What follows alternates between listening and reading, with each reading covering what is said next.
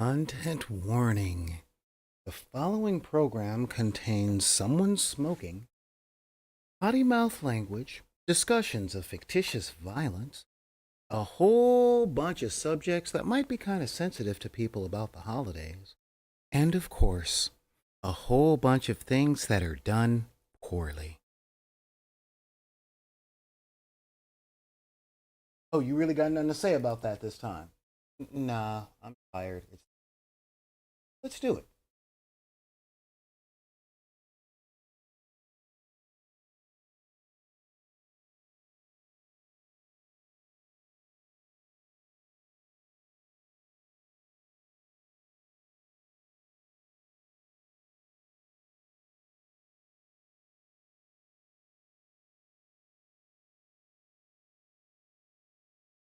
Well, hi everybody. How you guys doing out there?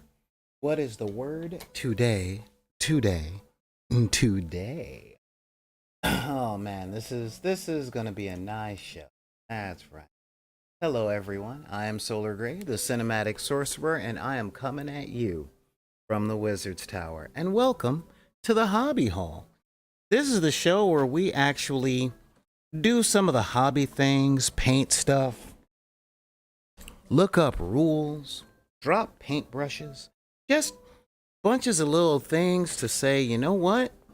We're doing a game. We like doing this. We like raisins. And that's what we're gonna do. Yes, actually I do enjoy raisins very much. So, with all that being said, I want to say hello to everyone. I am Solar Gray, the cinematic sorcerer, as I said. And we're going to be doing some fun stuff today, all right? Now, a little bit earlier in the week, I talked with you guys a little bit um and showed you guys some pictures, all right? Because there is a lot of stuff that I like. And one of the things that I really like is a game called Grimdark Future from a company called I totally should have pulled them up, but I've pulled them up over and over and over again. Matter of fact, so much so that when I pull them up in my search history, they're like, "Yeah, let's do that," you know. And yeah, I mean these guys, I can't, I just cannot um speak well enough on the stuff that they do. Essentially, they give me everything I want out of war games. They really do. And when I say that, I mean they are chill about some of their lore. Well, they don't really have lore. They're more of a gaming system, but they've been having writing jams, and that's been fun. And they also just put out miniatures for proxies, and I'm part of a lot of the groups that are on there. And the people that play the game are just so awesome. It's like most of the rules questions are either summed up with what the rule is as written in the book, and then they tell you which book and then on what page. And then they always punctuate it with, but however you're playing, if you're having fun, keep doing it. And I'm just like, thank you. Just thank you so much. But one of the factions that they have in this game, this is this is a big one.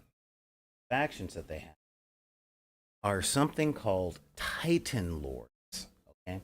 And the Titan Lords books are essentially giant, big, stompy robots. And I'm like, what? Big, stompy robots? I'm 100% there with the big, stompy robots. I love big, stompy robots. I do. Um, I really, I cut my teeth gaming with miniatures with hero clicks. Like a lot of you guys know that. Um, but and this is real talk speaking, right? I started with BattleTech, right? And I'm talking way back in the year of 1994. Now I had been tabletop role playing for like 5 6 years since then, but yeah, I'd never just played a battle game. I never just plain played. Hey Neon. Um, so yeah, I never just played a tabletop war game, or as I describe it to a lot of new gamers, just the fight part, not as much role playing. So that's actually been kind of cool. Um, but yeah, in this game they have a faction called Titan Lords. Hey, Titan Lords, and these guys are big stompy robots. Let me see if I can get this page open here. There we go. And they're like, yeah, they're there. So we're gonna go back into that. Okay. Yeah, we're gonna go into that stuff in just a little bit, but first, want to let you guys know if you guys like what we're doing here. Please subscribe, all that other stuff. Um, and since it is the Christmas season, if you feel like donating, just straight up donation on all that jazz, that's really easy. All you got to do is follow the link that I'm putting right here in the chat on Twitch and in the chat here on YouTube, because I'm on both platforms at once. It's magic. And the big reason that I'm doing that is there's a lot of stuff going on. We're going to be launching the Etsy store on Boxing Day, if not Christmas itself. I'm taking a lot of pictures. I've been writing copy, but yeah, there's been a lot. So, on top of all that, if you got any questions or anything like that, then pull up your keyboard and type in back in the deck at gmail.com. That's BACKINTHEDECK at gmail.com. And yeah, ask me a question.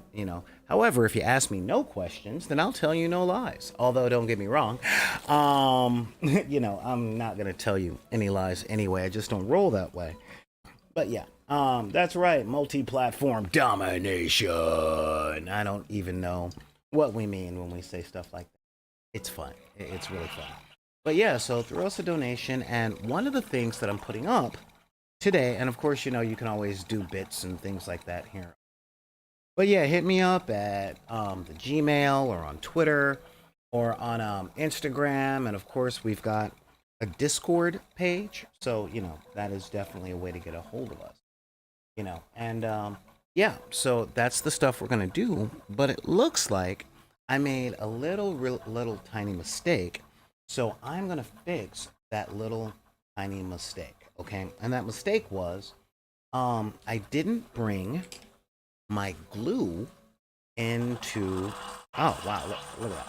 Yeah, I didn't bring my glue into the studio with me, so I want to fix that, just to make sure that if any of the parts pop off and all that jazz, I can fix it. All right. So you guys talk amongst yourselves, and head on over to One Page Rules in a different tab. Keep this open. Check out the Titan Lords and think about like what giant robots you guys like, right? But we will be right back. All right. So yeah.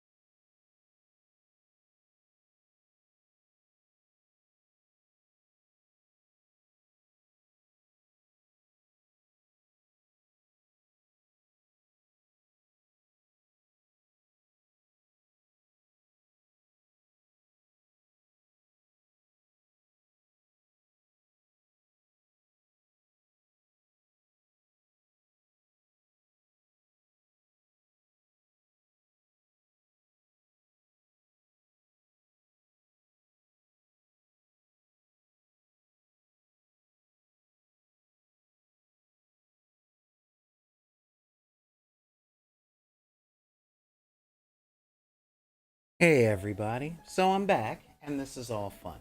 So, um as I was saying with, we've got a lot of stuff. And if I sound kind of Bob Rossi, if I've just got that really chill thing going, it's primarily because I'm suffering from massive amounts of sleep deprivation. So this is going to be a really fun show. I want to say hello to my folks if anyone's watching over on YouTube. And of course, to my folks here in the chat, and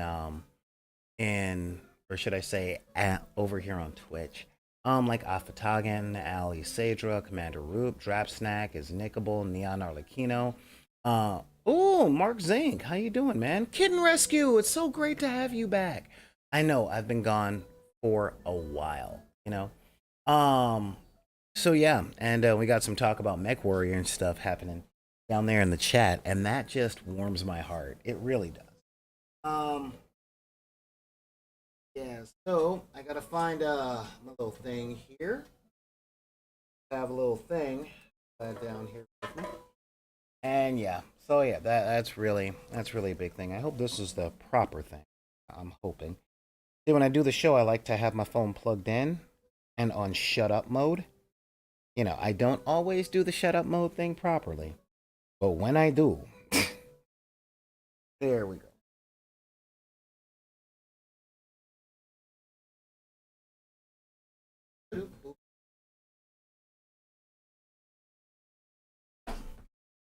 Yeah, if you guys were to see inside here, I'm like trapped into this really, really, really, really little space to make sure that everything comes out on camera. So that's neat. Um, so yeah, but with these Titan Lords, guys, that's some really because again, if well, there's another game out there that I talk about a lot, okay? And that particular game is well, it has everything to do with putting your house in mortgage just to make sure that you can play. I mean, I would say you would need $40,000 to play this game the way that its community likes to play the game and things like that. But for those of us that don't have $40,000 to buy tools like saws and hammers, um, this game is really awesome. But in that game, where you have to spend $40,000 on things like wrenches and hammers, um, they have a bunch of giant robots that augment their army forces. And I'm not going to lie, giant robots, that when I think science fiction, I think giant robots, cool technology, and things like that. I don't really think orcs and elves and stuff like that, but I'm also a very old man. And these guys, they're extremely, Titan Lords are extremely wealthy individuals that have acquired a taste for war and buy giant Titan walkers just to get into combat. Why? Because they are rich and they are bored, and one day I will be too. Well, okay, I'm not gonna lie. I'm kind of already there because I'm bored a lot. um, so yeah, these are just a bunch of rich dudes and bunch of rich like men, women, and otherwise. That literally, they got bored. They wanted to do some stuff, and they make giant robots. And then they take those giant robots out to the field of battle, and beat up a bunch of stuff.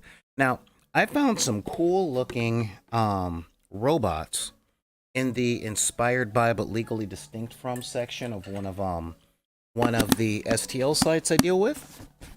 And I found and printed up one or two of these things, and I talked to the designers of these things, and I'm like, hey, can I put them in my Etsy store? And they're like, yeah, just don't go crazy with it and make sure I get credit. So that is one of the things that's going to happen on that one. But yeah, so let's take a look. I showed you guys some of the pictures this week when it came down to testing this stuff. Now, I want to make sure that people know that we are live right now. Partly, to get a few more people in here. Ooh, hoo, hoo, hoo. And partly so that people don't call me. Because y'all know how it is, the phone can like um, not call stuff. Um, like not call people all day, even though they're texting and all that stuff. And then they're like, oh wait, I'll return that phone call or I'll return that text. And I'm like, dude, I'm on air. And they're like, oh well, we tried. All right, I guess I won't talk to you for a little while. Where's my underscore? All right. And hmm, uh-huh. And of course, we're sharing the address for the YouTubes. All right. So while we're doing all this stuff, guys, I definitely need your guys' help, like to try and convince people to Twitch.tv. Okay, cool. Um, yeah, to get people to come in and subscribe to the channel and stuff. When we hit 1,000 subscribers on YouTube, then I can do live streams on YouTube, so it'll reach more people that might want to be a part of our community and just don't know that it's there. And it'll give me access to the community tab there so that I can talk to more people and stuff like that. I know, y'all are saying, why should we give you access to that? You barely on Discord. Trust me, I'm working on a lot of things. All right, so now that we got that going, and yep, all that, this is all good. So yeah, let's head over to the hobby hall, where I should have some coffee waiting for me. And yeah, we can get going on all that stuff today. So you guys saw a little bit earlier, yeah, a little bit earlier in the week, you guys saw that I posted up some pictures. And I'm like, yeah, guys, guess what? I can do a little thing right there.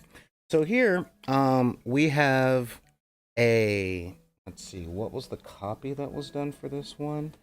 This is a robot that I found that I'm gonna be using for a Titan Lord, and this is the walking robot tank. And so we're gonna give it. Now, one of our folks hit me up like first thing when I got up this morning, and I'm like, and they had some questions about a thing we're working on together, and I'm like, you know what? What are colors that go good together? Because I'm gonna be doing some stuff, and today I've decided to go with a color scheme. At first, I thought it was ultramarines, but I'm like, no, wait, those guys are blue and white. And he recommended blue and yellow.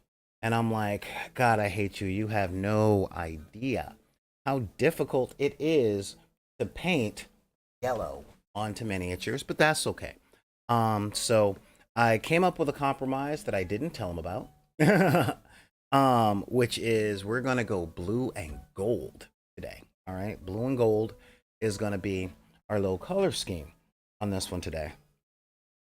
But it's a giant robot, so we're gonna do a couple of things. Like I already glued this one together, but I'm just gonna. I didn't really. Oh no, I did. I really glued this guy in there, which is fine. That means we can do a little bit of something to paint. So most of today we are going to be painting with Army Painter Speed Paint. Okay. I pulled out, yeah, I had to pull out High Lord Blue. Okay. Zealot Yellow. Gray Lord Gray. And yeah, those are the three that we're really doing. From Army Painter. And now we've got Vallejo Gun Gray, airbrush paint. All right. Vallejo airbrush yellow. I mean, it's just yellow. It's like the Coldplay song. Look at the star. Look how they shine for you. I do it off key so I don't get a copyright strike. Okay.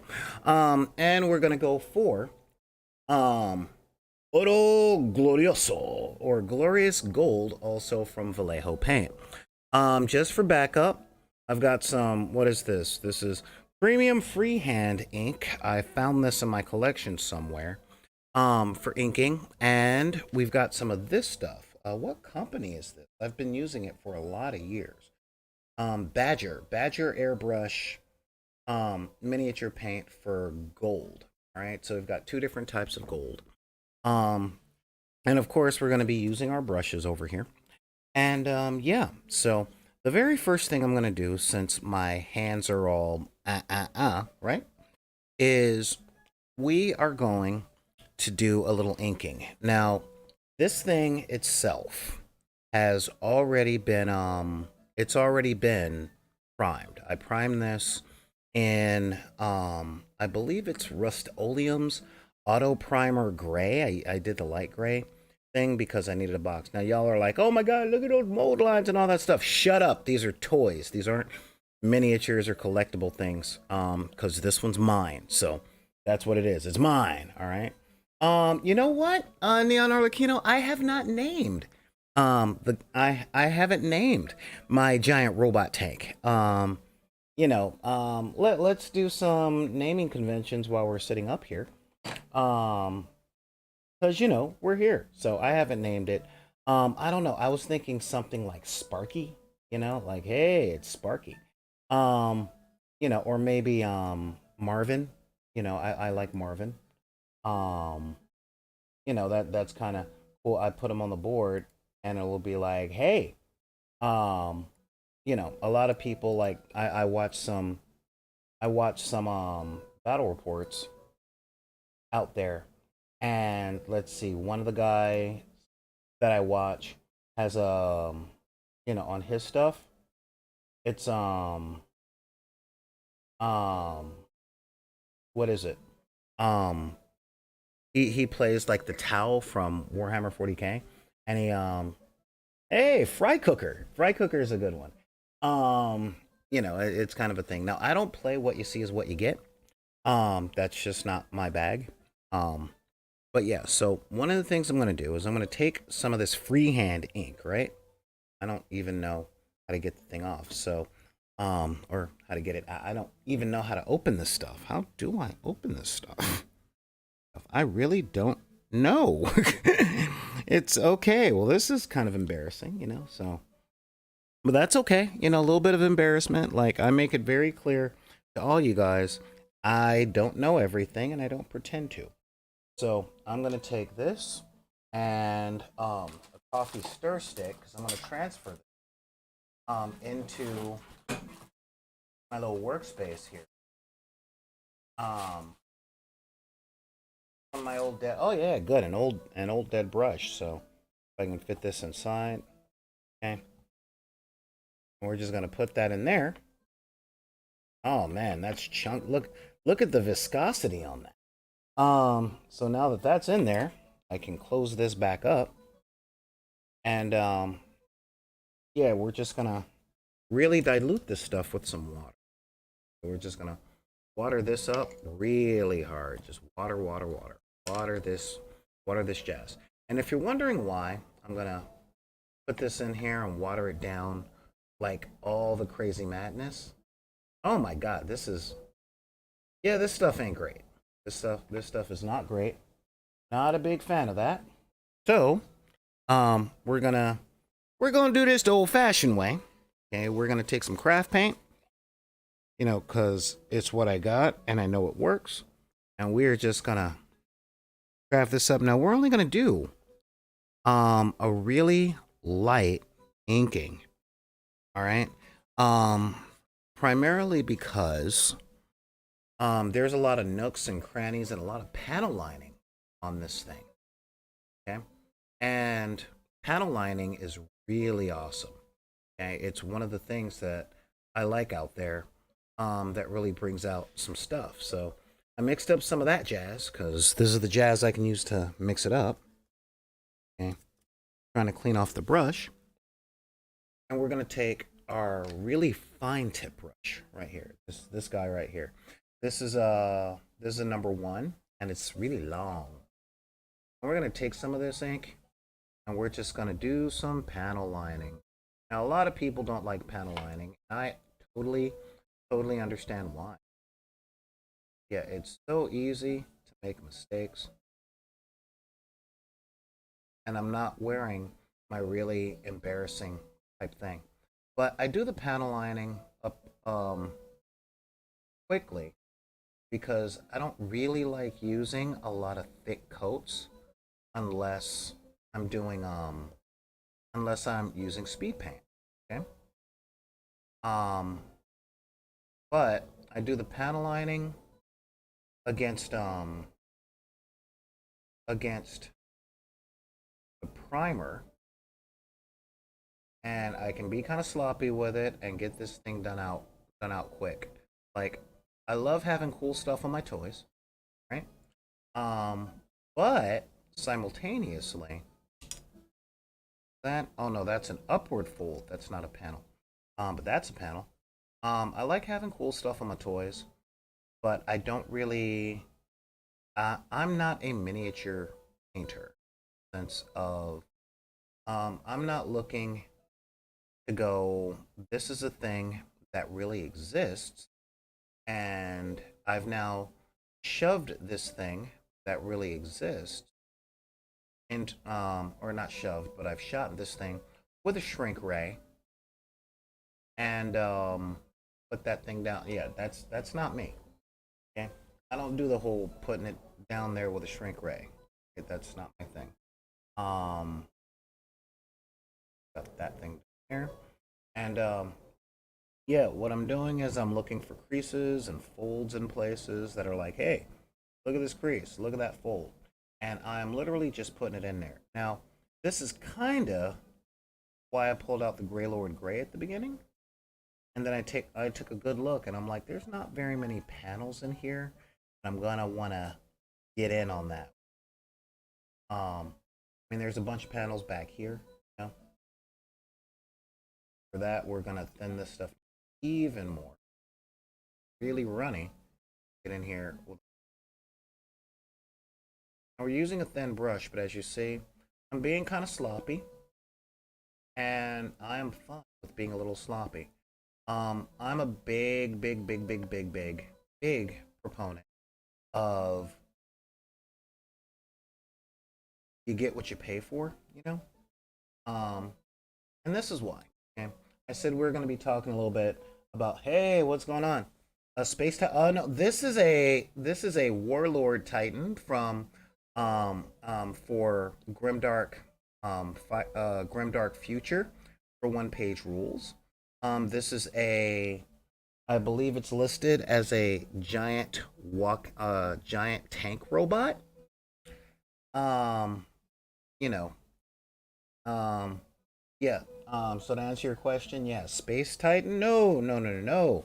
You see, that belongs to a company called Games Workshop, and I can't afford their stuff, so I won't be talking about Space Titans or Armigers or Warlord or anything like that. No. I might make jokes about Adeptus Mechanicum, but that's not what I'm painting today. You know, this was a 3D modeled um, walking robot tank um, that I managed to 3D print so that I can play it with Grimdark Firefight. So I hope that answer or Grimdark Future. So I hope that answers your question, Glenn.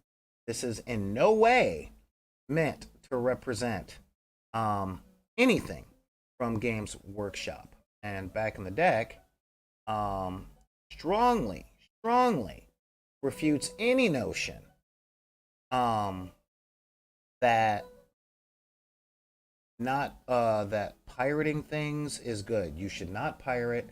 Those companies, um, those companies work long and hard to make sure that they can produce quality products for people, and we, as those people who like quality products, should be paying for them.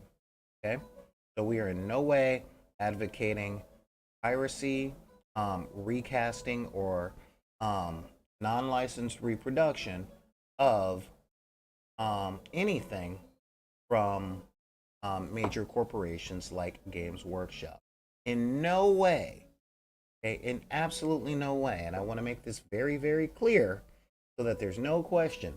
There are no, in no way, shape, or form does Back in the Deck Productions advocate for people to come up with creative names for things they like from companies like Games Workshop, um, and then go looking on 3D printing clubs and websites that have 3D printed files or 3D scan files of things like that. We are absolutely against that kind of thing, right? Especially when there's great companies out there like One Page Rules, um, that produce their own custom miniatures for a really reasonable price. I mean, I get like 50 or 60 minis from those guys, or mini files from those guys every month, and I pay like $8 to $10. In fact, my Patreon bill for those guys are about to come up, and in January, because it's $108 for the year to get their quality sculpts and things like that. So, in no way do I recommend going on to places and looking for things like chicken walkers or futuristic robots, or things like that. No, that's not what I would have you do. Okay, so yeah, that's right. That's why I'm not wearing a tricorn, because I'm not a pirate. Um, that's just not it. That's not the business. Um, especially with Christmas season coming up, these companies really need support from all of us plebes that are out here. They really do, because getting through the Christmas season is hard for any company anywhere.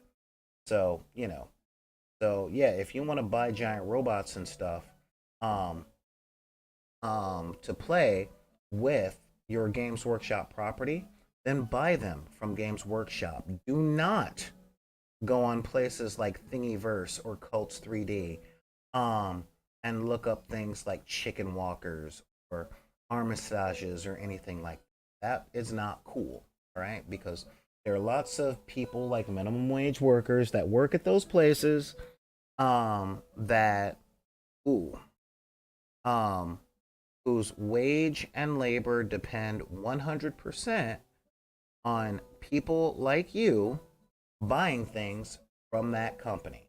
Okay? Because if sales for things like this go down in that company, then the people in the marketing department and stuff, they don't get bonuses. And think about the shareholders, man. The shares have got to go up around Christmas. That's just the thing. That's it. The shares got to go up, because they don't go up 2 to 3,000% over the course of the Christmas season, then those other people aren't going to be getting their 35-cent Christmas bonus. And you really want to take that 35 cents Christmas bonus out of the hands of that person that's making £9 an hour and has to work those 70-hour work weeks just to make sure that they can pay rent in their flat that they share with 7 other people. No, no, no, no. That's not the whole thing. No. So yeah, but no, this is a Titan, or this isn't a Titan. This is made for the Titan Lord team, and this is giant robot tank, a giant robot tank rather. And if you guys really like this, then I might provide the 3D printing services for these in the Etsy store. If you guys really want these toys. But if you guys want model kits from places like Games Workshop, because they have some really cool sculpts and things like that, then buy from them. Okay, because they're definitely going to need the money now that Henry Cavill has announced that he's going to be making a show, and they're going to have to pay for that show somehow. that's the whole thing. So yeah, that is most definitely the thing. There is look, there is no chaos god that can control a company like Games Workshop. They are the ultimate chaos god for the stuff that they do. Now I know it doesn't look like I did a whole lot on this, but trust me, these panels are lighting up, which is cool because that kind of detail work is stuff that I hate. I hate doing that stuff. All right. Now, real talk, I paint my big toys in ways that make a lot of people cringe. And I am fine with that because they're my toys. All right. So the first thing I'm gonna paint on this is I'm gonna start with my metallics. The first metallic I'm gonna deal with today is going to be the gunmetal. The gunmetal. Okay, the gun gray. Gun gray from Vallejo Paint. you know. Yeah. There we go. um I'm sure they can neon arlecchino, but Henry Cavill's body hair is not really something that I want to talk about on my show. Um However, if it is something that'll get more people watching, then I guess we could talk about Henry Cavill's body hair and how it gives me body dysmorphia. So, because I will never look like that. Um so yeah, I have all the places, I've kind of blocked them out in my head. All the places that are going to be straight up metal, all right? Now, most robots, all right, and this is coming from someone who went to school for technology, all right? You make a robot, and they have two major parts as a robot. They have their their function, which determines their form, all right? It's always form and function, form and function, form and function. And what do I mean by that? Well, yeah, here we go. Yeah, get that all the way down there. Every robot comes with a skeleton that has all the parts on it that it cannot live without. Okay. And then there's its, and I guess you can say though the skeletal pieces or the frame come in such a manner where it's got to have it, it's on there, all right? And it doesn't matter what you think the robot should look like. I don't care if you're playing BattleBots or if you're building something for your science class like a BattleBot. The thing is going to need a frame, all right? And frames tend to come in two or three basic colors, and that is the color of the metal that you use for the frame, sometimes aluminum, sometimes steel. Like I've seen some robots that use black steel construction because of the people that made them had really, really, really hefty trust funds. And if you're doing something for a fantasy game or something like that, then you're going to be dealing with then you're going to be dealing with something like mithril or vibranium and stuff. So now, when it comes to my painting philosophy, I tend to get the most, the largest surface area of color out of the way first, right? That's where I do my base coating, and then I go for what I call the pita, all right, the pita, which is a pain in the ankle, and that's the second thing I do. All right. So the most abundant, then the pita, and then I can get to the fun and games. Now, a lot of people do this with airbrush, and I thought about pulling out my airbrush today. I really did. I have it all set up because I have a small one. But then I don't want you guys looking at all this stuff saying, "Oh man, but he's using an airbrush, and I don't have an airbrush. I can't." Nor do I want to pull out my airbrush, do the thing, and have you guys light up all have you guys light up all of my chat going, "You should be wearing respirators and PPE," because I know I should. Not that I do, but I know I should. The other reasons that I do my metallics is again, when I look at metallics, especially on machines, right? When I look at stuff, as I said, there are the things that the machines need, right? Your frames, your other stuff. Of course I censored it. This is a PG-13 show, man. Um, but you can substitute any body part for ankle, like appendix. That would be a good one. Um, you know, and yeah, but as I said, a lot of these things, um, yeah, look at all that. Look at that. So yeah, now what I'm going in and doing here is sort of an overbrush, okay? And I'm gonna pick out some stuff in here to keep visual interest going to be made gold as well. All right, because um, like there's a if I can get this, yeah, you guys can totally see, but yeah, this little area right here, I'm gonna make that gold because it's got like a framing thing, and you could have a little stuff, just a little, So I'm gonna paint these pipes here and the gunmetal, and yeah, we got undercarriage and all that. Now, a lot of people love to complain. They're like, bam, bam, bam, bam, bam, bam, engine moan, engine moan. And they do that about how, oh my God, base coating takes a while. And it's true, but it doesn't take forever.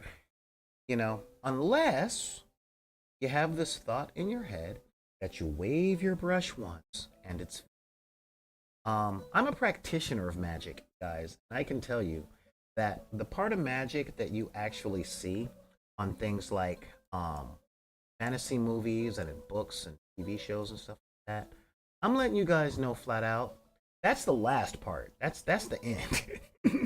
you know, because showing the entirety of the process, yeah, that's in Excalibur, you got to see Merlin um, breathe out a whole bunch of fog to confuse the armies of, you know, the people that he wasn't working for.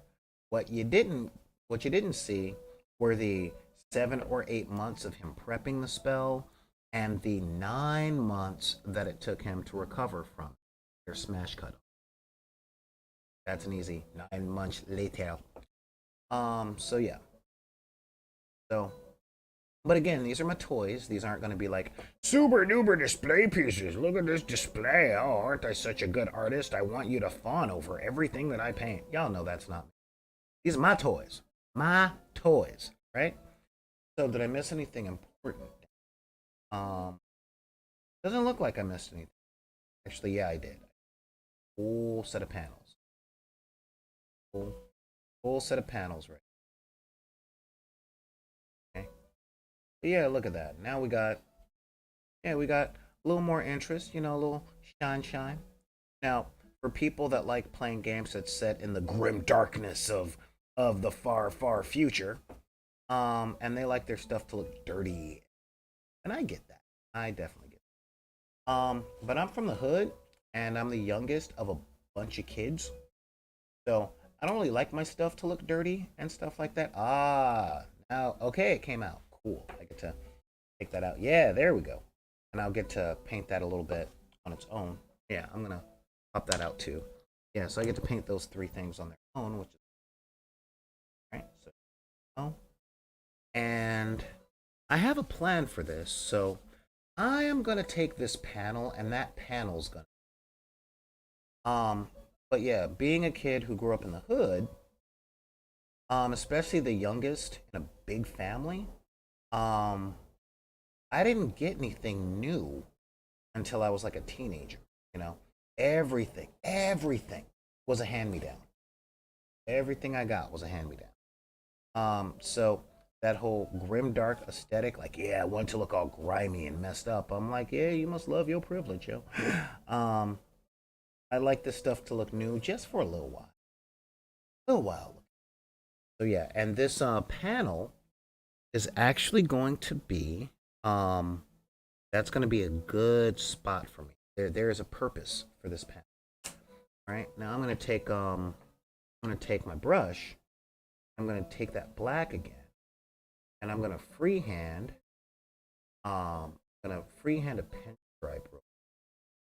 And the pinstripe is going to be very, very important. Now, when you're pinstriping stuff,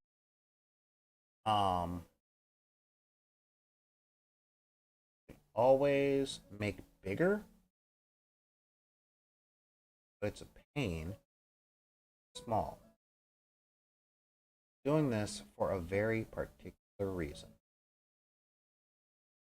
Because this stripe that I'm putting on there is not as much for decoration as it is for guidance.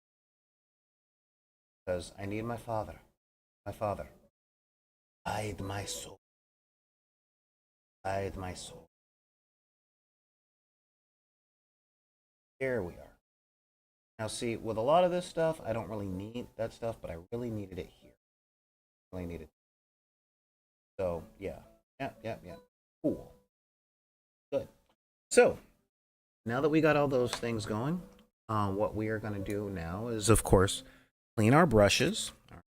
Always got to clean our brush. You know, that stuff out of there. You know, get it all out of here. You know, going. Here you go. Okay, get it out. All right, cool.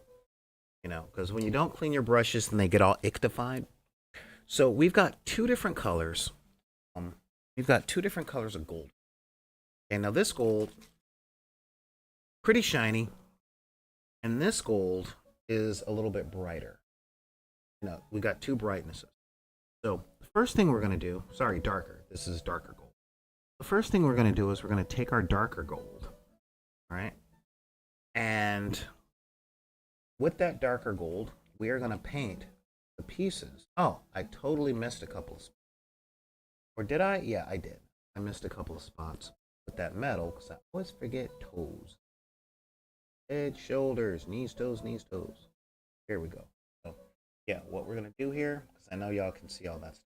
Did I get rid of the picture-in-picture on myself so you guys can see me paint a little more? That'd be good for y'all. Here we go. Boop, boop. Yeah, a little bit there. Now these things have 6 toes, you know, total. Because robots don't need 10. Not human, that would make them cyborgs.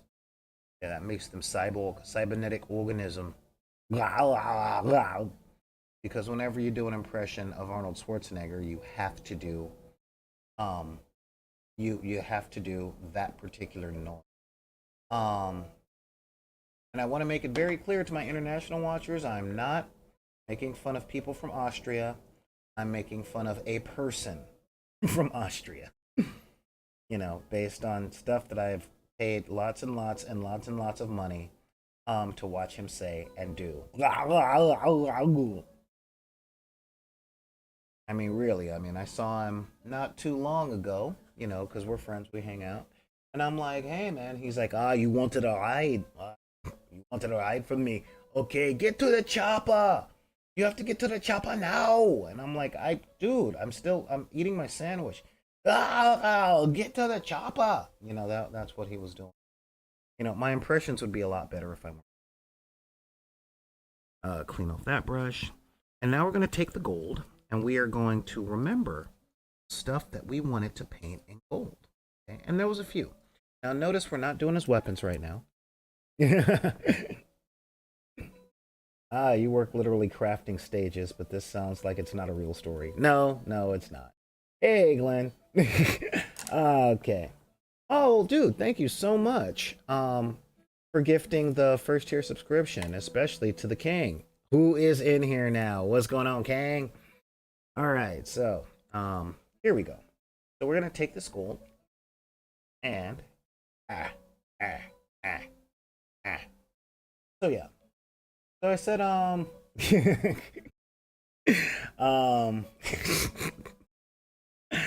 so I said a little bit earlier, I wanted to talk about the holidays because tomorrow is Christmas Eve. Christmas Eve 2022. And man, did we do some stuff. Now, I'm not gonna lie. I ended up doing someone's hair, I would say yesterday. But it was what we started doing his hair 2 days ago. But it is a 21-hour process to put individual braids into the head of someone who was very, very, very, very particular. So it took a little while. I got to pay these bills. So yeah, I did this 21-hour braiding job, and on my way home, I was hyper exhausted. Riding on my motorcycle on the freeway because he lives 40 miles away, and that's only $8 in gas, versus 60. And I started thinking, you know, it is the holiday time now. My auntie, um, is now the matriarch of the family. And interesting thing is, I started thinking back on the Christmases I've had in my life. Like, what were the holidays like, when I was a kid? And one thing I noticed was, I don't want to sound like a stereotype. I really don't. Okay, because every comedian that's out there says stuff, and I don't fashion myself a comedian. Right? I want to make that clear right now. Okay, but when you're talking about certain things, there are certain things that are funny, and they are part of people's comedy routines for a reason. Right? And I've been to a lot of things. Like, my ex girlfriend's family has Thanksgiving, and it's everything that you think a nice upper middle class white family be. Okay? Have a turkey, and everyone is wearing Sunday best and stuff like that. And they're talking, and everything is fine. Let's go around the table and talk about what that. Oh, isn't this nice? Yes, it's all very quiet. With a lot of cardigans, but there's this sort of oppressive feeling in the air, um, like they have an expectation of what you should say, you know, um, and you don't want to be like, you don't want to tell the truth about a lot of things because it's like, oh well, I no, oh my god, there's a reason that um, a lot of people wear pearls, and that's because they fit very solidly. But they have their turkey, and they have their stuffing. It's not dressing, it's stuffing, and they have their pumpkin pie. Everything is very very calm and very quiet, and oh that's nice. Yeah, that's very nice. Yeah. Yes, yes. Um, and since my family has had some reorganizing over the past few, um, my auntie is the matriarch of the is the oldest living one in our family, which means Christmas, Thanksgiving, all that stuff. That's going to be at her house, and I don't really do that kind of thing, but this auntie was my mom's older up with her, and so I'm kind of one of the only reminders that she has of her sister. So of course I gotta go, right? I gotta go, and I'm like, yeah, that was it. And Christmas has always been weird, really weird. Like, I didn't do a whole lot of the regular Christmas stuff when I was a kid. Um, for example, we had Christmas trees, just not for the Christmas season. A lot of families, it's like, oh wow, it's December, let's go shopping for Christmas trees. As soon as that Mariah Carey song comes on the radio, they go shopping for Christmas trees, and you lose half the parking at Home Depot and Lowe's because Christmas trees got to be there. Y'all know what I'm talking about. And then they put up their tree on like November 26th, you know, and it's there all month. And the interesting thing is, growing up, one, urban black, and two, in my family, really kind of meant that you live life in reverse, okay, especially in my household directly. Because um, if I was a kid and my mom was still alive, we wouldn't be getting our Christmas tree until tomorrow night. What? Mariah Carey, I heard her singing in September. Yeah, exactly my point. As soon as you start hearing "All I Want for Christmas Is You," people are like peppermint lattes, Christmas trees, you know. Um, and yeah, so that's kind of a thing. But yeah, my family, um, when we did, and the matriarch of the family lived at my, all of the gatherings were at my. I hated it. I hated it because you've got the now again, when I talk about my ex's family, it really is just a juxtaposition because their family gatherings and all that stuff, it is standard. It is holiday. It is typical. It is everything that you see on the TV, but nothing that you saw in my neck of the woods, right? Um, you know, because like in my neck of the woods, and back me up if you're like me and your holidays were like this. Um, we don't just have holiday turkey. It'd be nice if we had a Christmas turkey. Yeah, we have Christmas turkey. And which person is going to be carving the Christmas turkey? Yes, we have. I mean, don't get me wrong. Don't get me wrong. All right, we got a Christmas turkey. I promise you. Oh, we got a Christmas turkey. You want Christmas turkey? We got a Christmas turkey. All right. Um, but there ain't no questions about who's cutting that thing. There really isn't. Who's cutting it? Who's cooking? All right. That's the whole thing. We don't do the, oh wow, let's pull out the turkey and present it to the family. Look at the bounty. Look at the boon and the bounty for the rest of the year. Look at all, yes, we have our bounty, we have our boon. Yeah, that's yes. I mean, again, like I said, we got the turkey. But we also got a ham. We got like four chickens. We got like pheasants and Cornish game hens, and and not to mention, if Uncle Clyde's coming over, then there's gonna be barbecue. So we got the hot links and the burgers and the ribs. Gotta have your Christmas ribs, and yeah, I mean, there's just again, we do it up.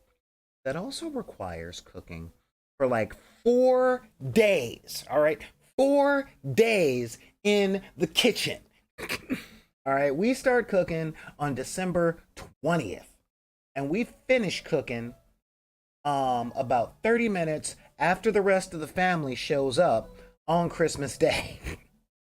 you know, that's just how we did it. So, we would normally not be getting our Christmas tree until the night of Christmas Eve around 3 o'clock in the morning. And it took me back. So I think this was the Christmas of 19, and I was a young man. Okay, no, I was a little fat kid. Is what I was. And yes, I was the fat kid. I ain't got no shame. You know, and this is one of the reasons that I'm not afraid of anyone. Okay, that Christmas is the reason that I can say what I want in most public places. People don't come up to me saying, "I don't like what you said," and try and hit me in the face.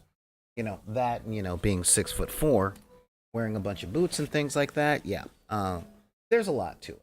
There's a lot to it. But um, yeah, you guys see, I'm doing like all the gold. I'm gonna give it like a gold trim filigree. Because there's filigree, and I kind of like filigree. Um, these are the kinds of details I like doing. And if you notice, my brush is really big because I just want to do overall broad strokes. There. Now I like to do my metallics first because it's really really gratifying after my metallics are done um to see what they look like. But then y'all, when I put these things, when I start putting the colors on, that helps me clean up everything, and then it makes me feel like, hey, I really did this. you know Christopher Titus flashbacks. Yeah, kinda because yeah, Christmas 1984. All right, now, or no, 1982. I hadn't started cooking for the family yet, but while mom and grandma cooking, it was the kids' jobs to clean up the house. you know so we are up until all hours of the morning, vacuuming, doing dishes, washing the walls, you know and I had this wacky of thinking that because there were so many toys going around, that Christmas was something for kids. because I was a kid, and kids think everything is for them. Almost like Star Wars fans. Anyway, I know shots fired, whatever. Um, so I had said something, and how can I put it? Now, I want to let you guys know if you guys are millennials, um, and this is not a knock at millennials, all right? It's just I'm Generation X. I grew up in the 70s, 80s, and 90s, and we did things a little differently, just a little different. And what I'm about to tell might be triggering for some of you, okay? But I'm not going to censor my life experience because it might make a few people uncomfortable. And again, I'm not blaming you. This is not a condemnation. This is judging. You grew up in a different time in a different culture than I. Not better or worse. And simultaneously, I want to point out that my culture was not better or worse than yours. Different is different. Okay. So I'd said something, and this was Christmas Eve night. We just gotten the Christmas tree up. It was like 3 o'clock in the morning. My mom was cooking, and I'm like, man, I hate vacuuming, you know. And you never want to say what you hate doing when you've got a black parent, especially when they were young. Definitely not in the 80s either. Because if you hated vacuuming, fine. You ain't got a vacuum, you know. You're still cleaning them floors, but you ain't got a vacuum, so let me just put that vacuum away and give you this broom. And it better look like you vacuumed it. That was how it was. But as a kid, you have that under your breath talk. Man, I hate him. Yeah. And my mom was just super, super tired. And she's like, what? And I'm like, what? That whole man, I hate vacuuming. What you say, boy? I said that I hate vacuuming because I didn't think it was that. And now I want to make something real clear. All right.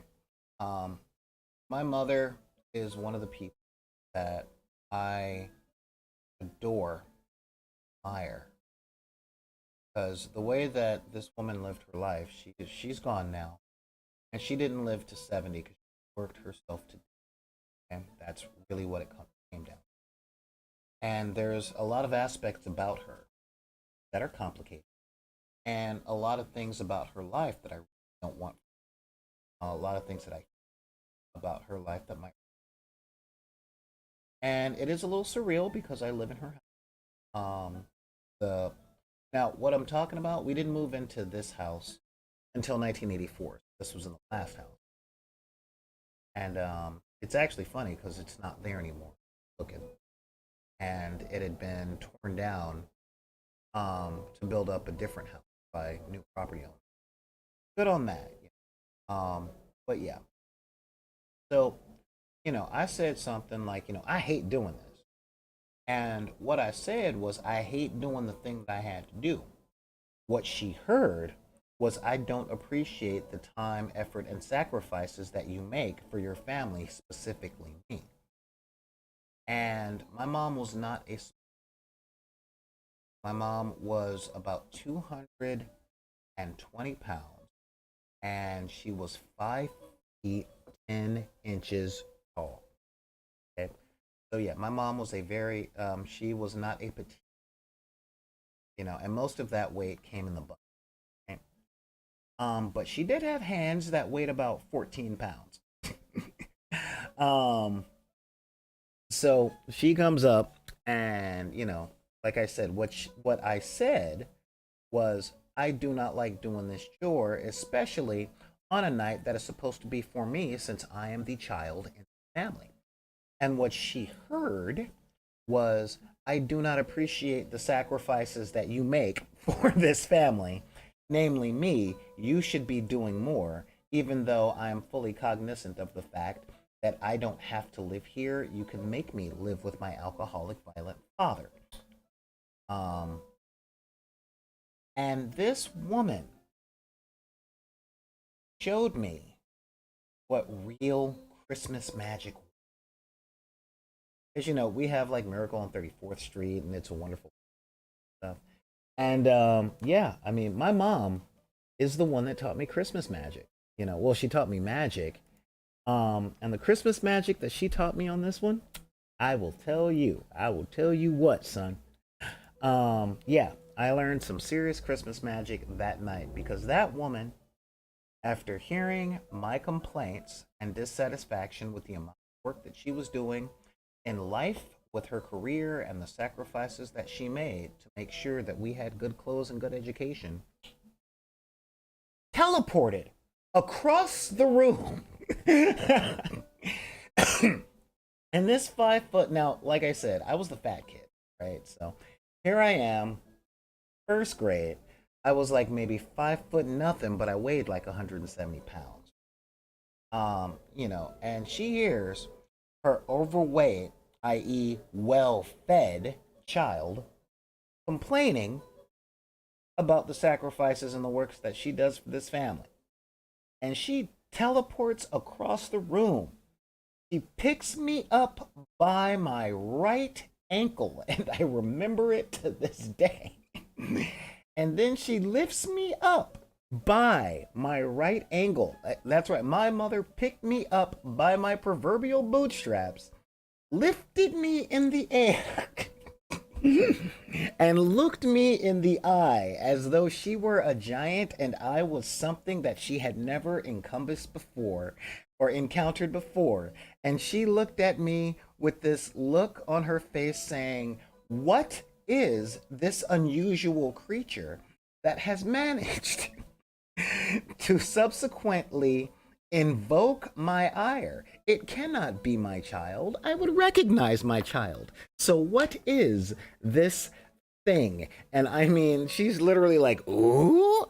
And then out of nowhere, um, again, for you younger people out there, um, corporal punishment and spankings were a major thing when I was growing up. All right, that is just something that was out there.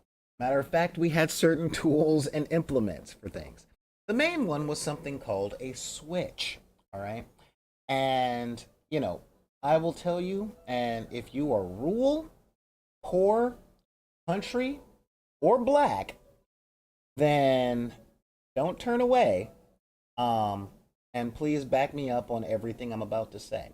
Now, um, I have a lot of friends that are not rural, are not. I have a lot of friends that grew up upper middle class, all right? And they would tell me tales about dad's belt. One of my very close friends tells me tales about how his mom would just set a yardstick outside of someone's before they got home, and the whole family would know. I'm just like, wow, that well done. Um, and if you read as many novels as I, you will have read a lot of tortured scenes. Okay, a whole lot of torture scenes. And every time there's a torture scene in the book, there is the showing of the implements.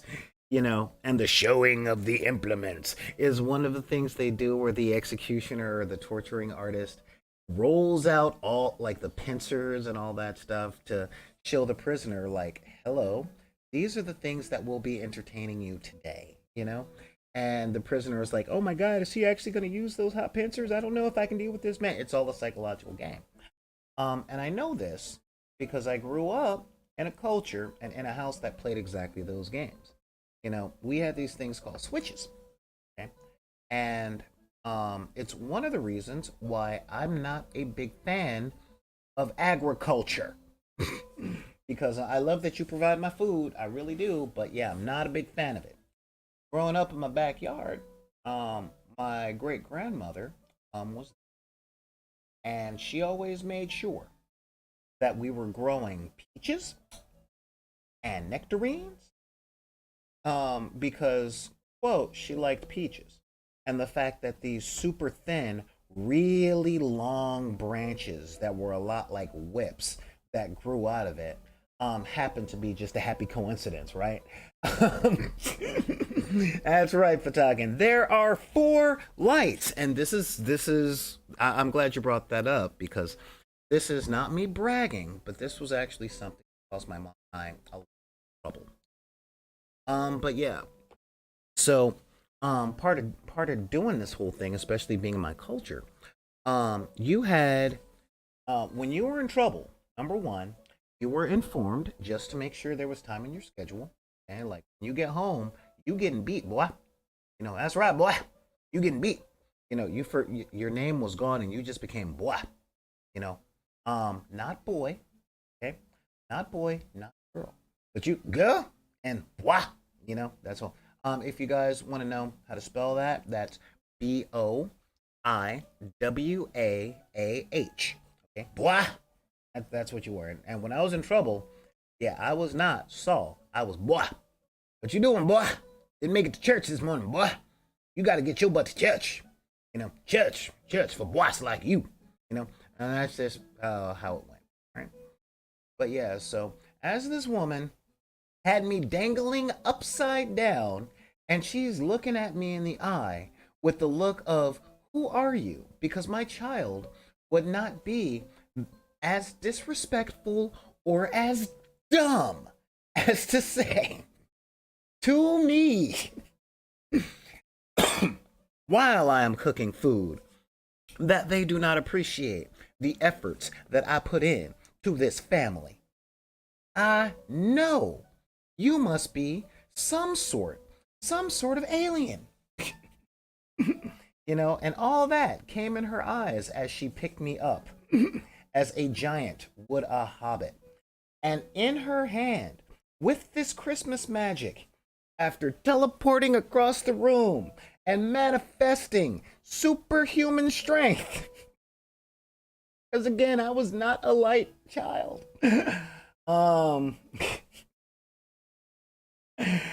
Manifested from nothing and nowhere one of these aforementioned switches that I did not have to pick myself. And that was the thing about the switches. All right, we had them, but we had to go pick them ourselves as part of the torture design, because you were given a knife as to say, I dare you to attack me with this knife. But no, you are going to take this knife and you are going to go into the backyard and you are going to pick the tool that I am going to harm you with.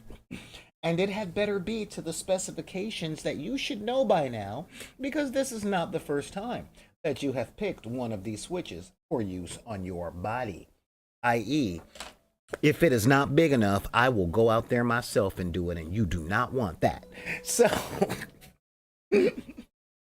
but this woman manifested one of these things as though she was calling forth a weapon in any anime. And she then raised my body by its ankle in one hand. Her left hand, by the way, because the right hand had to manifest the switches. And she then beat me with this stick over and over in the manner in which made me love Emperor Palpatine growing up, okay? And one of the reasons that I love Emperor Palpatine is because he is a bad guy that talks a lot of crap. All right, he really does. He talks so much crap. Now, the whole time in Return of the Jedi, he's just sitting up there. A Jedi's weapon. Yes, you can take it. Take your weapon. Strike me down. Just like a black parent saying, "Oh, you think you bad now? I'll give you the first punch." You know, yes, you know you want to. You know, I'm afraid that this station will be fully operational when your friends arrive. But the part that made me think that Palpatine was black until the prequels was when he started shooting Luke with those lightning bolts. Because it wasn't just enough to go, look, I'm shooting you with lightning bolts. Nope. You gotta talk crap when you're beating the crap out of someone. You know? So he's just sitting up. Zzz, you will pay the price for your lack of vision. Zap. And your shoes are looking funny. Zap. And your father is somebody that I beat up when he was a kid. Zap. You know, that whole time. You know, not to confuse that with what New Yorkers do, because they talk instead of fight, and I really do appreciate it. Just long conversations of what they're gonna do if the fight happens, and I do appreciate that. I like to know how to plan. But yeah, when you're getting beat by a black parent, the black parent takes that time to lecture you, and you know what I'm talking about. I can tell you 6 words in my vocabulary that still causes me a bunch of chills are "didn't I tell you not to?" Because they are complete sentences when backed up with a switch, where it's "didn't I tell you not to?" The whole time. And it's like, oh, okay, so the slap must push the lesson in. Okay, so we have a good amount of our gold that's in here, and it's really looking kind of shiny, and I dig that. So yeah, so this woman is ragdolling me around the living room, um, while beating my butt because I did not show appreciation for her efforts. Um, and I'm just sitting up there, ow, ow, mama, mama, mama, don't do, and if y'all think I'm a tough guy, I will say this: at 45 years old, I am tough as nails. I'm not strong, I'm tough. What does that mean? That means if you get into a fight with me, you best pack a lunch because I can take a beating, right? Um, and I ain't scared of nobody, nobody, okay?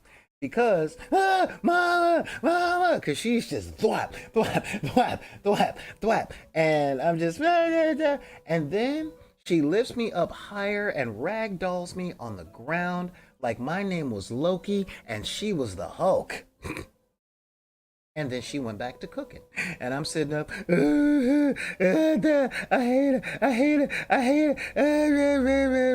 it. And she can't hear any of this stuff because I'm vacuuming the floor at this particular I see couch. I don't know if you're crying from sadness or crying from laughter, because I laughed my butt off about this. That's right, like nothing even happened. She made her point. She gets on with her day, because single black mothers do not hold resentments. They got too much to do. um, so yeah, I get through all that, and she goes back to cooking. And sure enough, I'm just like, I hate it, I hate it, I hate it. And then I go to bed. And the next morning, I come out. It's Christmas morning. I've slept for like maybe 2.5 hours. Because, it's like 3 in the morning, but it's Christmas. So, you're a kid. You're like, all right, cool. We doing all that stuff. All right. And they're going to be presents and all that stuff. I can't wait to get up. And that, right? You know? And sure enough, enough. I get up, and it's Christmas morning, And again, this is part about being a black household because, yeah, she was done with the physical beating like nothing ever happened, but she wasn't done yet.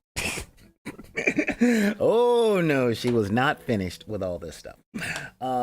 Because I come out there and I see in a glorious fashion a Christmas tree that we had literally just gotten from the lot. Now, if you wonder why we're doing all that, it's because you got to get a bargain. All right, you got to get a bargain. And this is 1984, so asking like $50, $60 for, or sorry, 1982. Asking $50 to $100 for a Christmas tree was highway robbery. Minimum wage at the time was like $3 an hour. So asking $50 for a tree, that's crazy. Crazy talk. You know. And again, when you're gonna have to beat the ass of a little kid, probably your son, while the Temptations are in the back going, Merry Christmas to all of you. The whole time. Um That's right. I got my butt beat to the Temptations, but if you grew up in the 80s in a black household, you have already gotten your butt kicked to the theme music of the Temptations, Ray Charles, Levert, and Luther Vandross. It just comes with the territory. Uh, so yeah, and so yeah, I'm doing all that stuff, and I wake up in the morning and I come out, and underneath the Christmas tree that my mom went to go get um, at 3 o'clock in the morning on Christmas Eve. Fully decorated thing. I'm talking bulbs, angels, and strings of popcorn and all that stuff. You know, are loads of presents. Big boxes, small boxes, all around the damn pine needles. And why does she get it at 3 o'clock in the morning? Because she knows she ain't paying $50, for a Christmas tree. All right. And you know what? You don't have to pay $50 for a Christmas tree. She would be like, look, it is Christmas Eve, right? It's 3 o'clock in the morning. Santa's already doing his thing, and you just gonna throw this stuff away.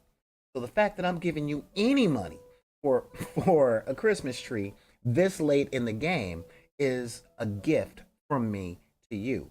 Now you can either take this $10 for a Christmas tree, or one of my sons is going to be coming back, going into that trash can later on and picking out the Christmas tree that you throw away, and he gonna take it for free. Now which one's it gonna be? you know. But yeah, so I mean that's what it was. But underneath this Christmas tree was all the presents in the world. To me. Now understand, I was born in 77. This is Christmas 1982. So I'm 5 years old and I'm seeing all these presents underneath. Mm. And sure enough, I'm like, oh my God, and I still got presents. This is great. And of course, my little genius mind, my little genius, mischievous mind. Now, understand, I wasn't a bad kid. All right, I was not bad. I didn't go around kicking cats. I didn't do any of that stuff. All right, but I had one of those minds that got me kicked out of church a lot because, um, um, long form reasoning was always a thing that I did. And I'm thinking, all right, hold up. I still get this many presents after getting my butt kicked on Christmas Eve.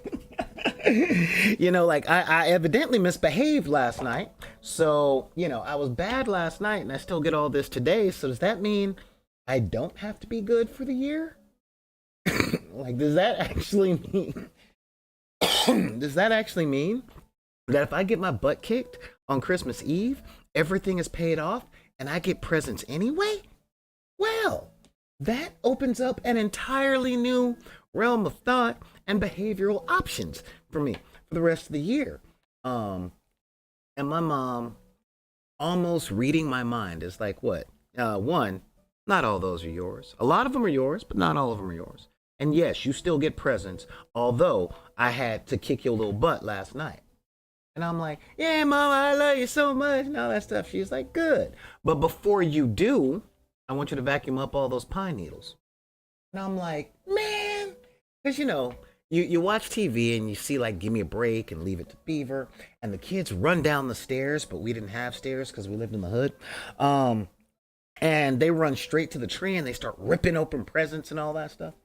And and I was like trying to have that moment. And she's like, hold on, where you think you going? you know, yeah, we got family coming over here around noon. So you're gonna have to vacuum up them pine needles, and then you're gonna clean the bathroom, and then you get to open presents after you take a bath. And sure enough, I'm sitting up and I'm like, this is because I was bad last night, huh? And this is before the phrase, it's not because, but you do get a whole lot of that black woman side eye. Like this is because I got a spanking last night, huh? And she's like, So, so the whole time I'm sitting up, I'm cleaning the bathroom, I'm washing the thing, and I'm going, man, this ain't fair. All the other kids get to play with their toy, and I live across the street.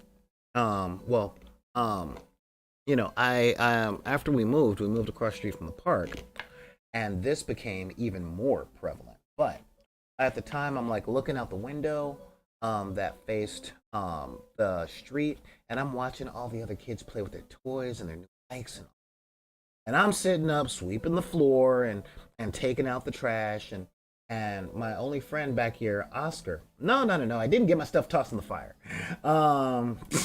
You'll just have to like watch the video on demand with your family to see what else happened. And yeah, I see like my friend Oscar with his new bike, and he's riding down the street like, yay, look, it's a little bike. And across the street from us, down at this place, was a church that my brother sang in the choir on. And if you wonder why, I'm getting my palette ready for the colors. So yeah, just scraping out all this stuff because now we're gonna go on to the blue. It's time for us to do a dark color. So we're gonna start with Um, yeah, we're gonna start with excuse me. This is royal blue from Coat to Arms. Okay, and it's very dark blue. Okay, there's a very dark blue. All right. So we're gonna go very dark blue. And so, sure enough, I'm doing these chores, just knowing that my Christmas presents are still in there and they're still under the tree, right? And I'm like, it's okay, it's okay, that's all right. I'm gonna have my presents, and then I'll be able to go outside and I'll be able to play with the one or two kids that like me, and that's gonna be cool and all that. Now, you guys are gonna laugh because there's more than one punchline to this whole routine. All right. Because I didn't tell you the toys that I got. Um, but um, so I'm doing all that stuff, but there was always just one more chore. But finally, we got all the chores done. All right, all the chores done. Christmas morning, the house is reeking of sweet potato pie. We got our sweet potato pie.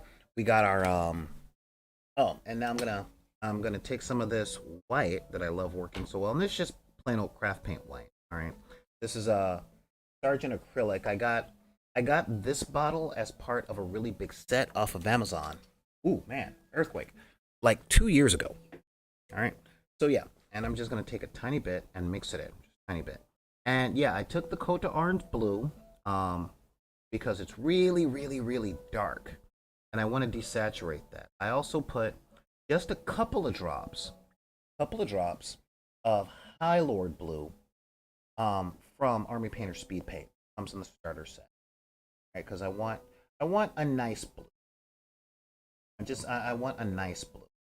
We're just gonna take that, and so sure enough, we're getting everything down there, and now we're just gonna add one drop, boop, boop, one drop of water for a mixture. Make sure it's thin. All right, just make sure it's a little bit thinner. And here we go. Ooh, we need a little bit more, um, because it's separating. It's been kind of. Oh, there we go. There we go. And yeah, I do mix a lot of paints. And I hear you guys out there right now. Why don't you get a wet palette? Because I don't want a wet palette. Okay, I don't like maintaining a wet. Um, and so yeah, I get all that stuff, and we finally get to open our presents. And man, I'm telling you, um, I got one set of toys called Constructs. All right, and this was like the next level up from Lego. Right? These toys, they had a military theme, but essentially it showed you how to build scaffolding. And my mom was always into educational. And then she got, and I'm saying she got because I didn't get this. I didn't want this. All right, but it came. I got a Hot Wheels, my very first set of Hot Wheels toy racing. Now you see how we have this line here, right there. So we're gonna pick a side. For the left side, I'm gonna choose the back side, and we're gonna follow that line. We're gonna do the blue carefully along our perimeter. And the reason that we're going to do that is to make sure that we have a very crisp line. Very crisp. All right, so we don't have to worry about long strokes. We're just going to paint the edge. And the edge is really important. So, but yeah, I got my very first Hot Wheels race car set. Now, this was an interesting toy. Came out in the 70s. And it was you build a little racetrack out of the pieces that are provided there, and you race your little Hot Wheels. And when you race your little Hot Wheels, that means you drop them in the thing, and you let gravity do all the work, and you pretend like you're racing. Right? But it's like, yeah, I got my Hot Wheels. Look at my Hot Wheel, yeah. You know. However, this particular Hot Wheels track came with two cars. So I was wondering why I got a Hot Wheels race set and I didn't have Hot Wheels. In truth, I didn't really like cars that much.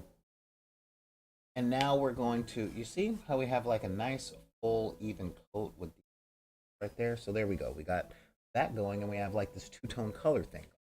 And we're going to do that on the other side, but we are going to make opposite side.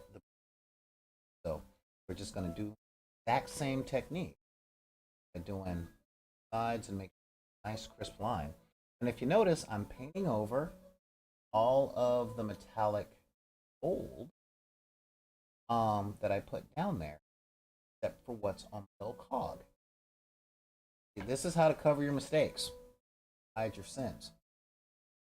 So yeah, I'm like, oh, this is so cool. I get the little cart things. I wonder if there are any Hot Wheels in it. My mom was like, no, that's for me. Because if you grew up in my culture or trailer park culture, you know no kid ever at race. For some reason, I don't know what that reason was, but the tracks came with like a little loop-de-loop, turns, stuff like that, you know. But they had the straightaway pieces that were always like 14 inches long, you know, not 18, not 12, like 14 inches long, you know, just long enough, okay, just long enough to be wielded as some sort of Jackie Chan inspired melee weapon. You know, and if you, and you know, a lot of y'all know where I'm going with this, you know, and I'm like, oh, is that why this is for you? So she was like, yeah, because I know you're gonna mess up, all y'all gonna mess up, you're not my first son. You know, so yeah, she got that little thing just to make sure that I didn't have to go back and pick a switch for a little while, or if there was a inspirational moment where she found she had to beat her child, and you know, time was of the essence. So, all right, I don't know the name I'm using, but there is one, a name for it, and it's out there. So,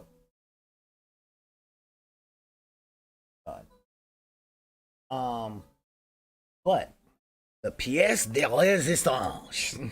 Okay, the all right. So now that we got all this, all right, we have like, we kind of have a really cool pattern going, right? And this is totally open to do like a decal or something. Now we're going to take those lines that we made, right? And then we are going to panel drawing. We're going to take this, we're going to find this along the edge within the lines, inking that we have already done.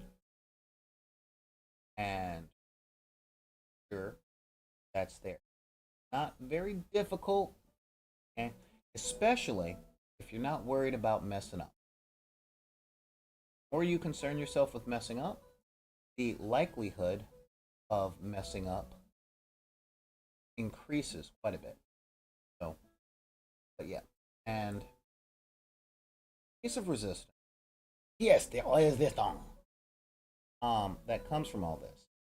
That was the year I got my very first big wheel. And again, my mom was a complicated one.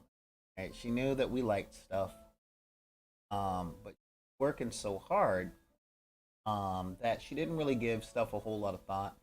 And the fact of the matter is, she gave it just enough thought to try and do something, but not to do hours and hours and hours and hours.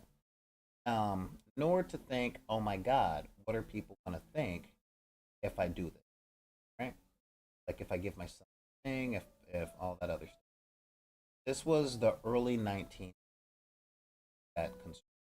Now, one of the things that I got was my very first big wheel.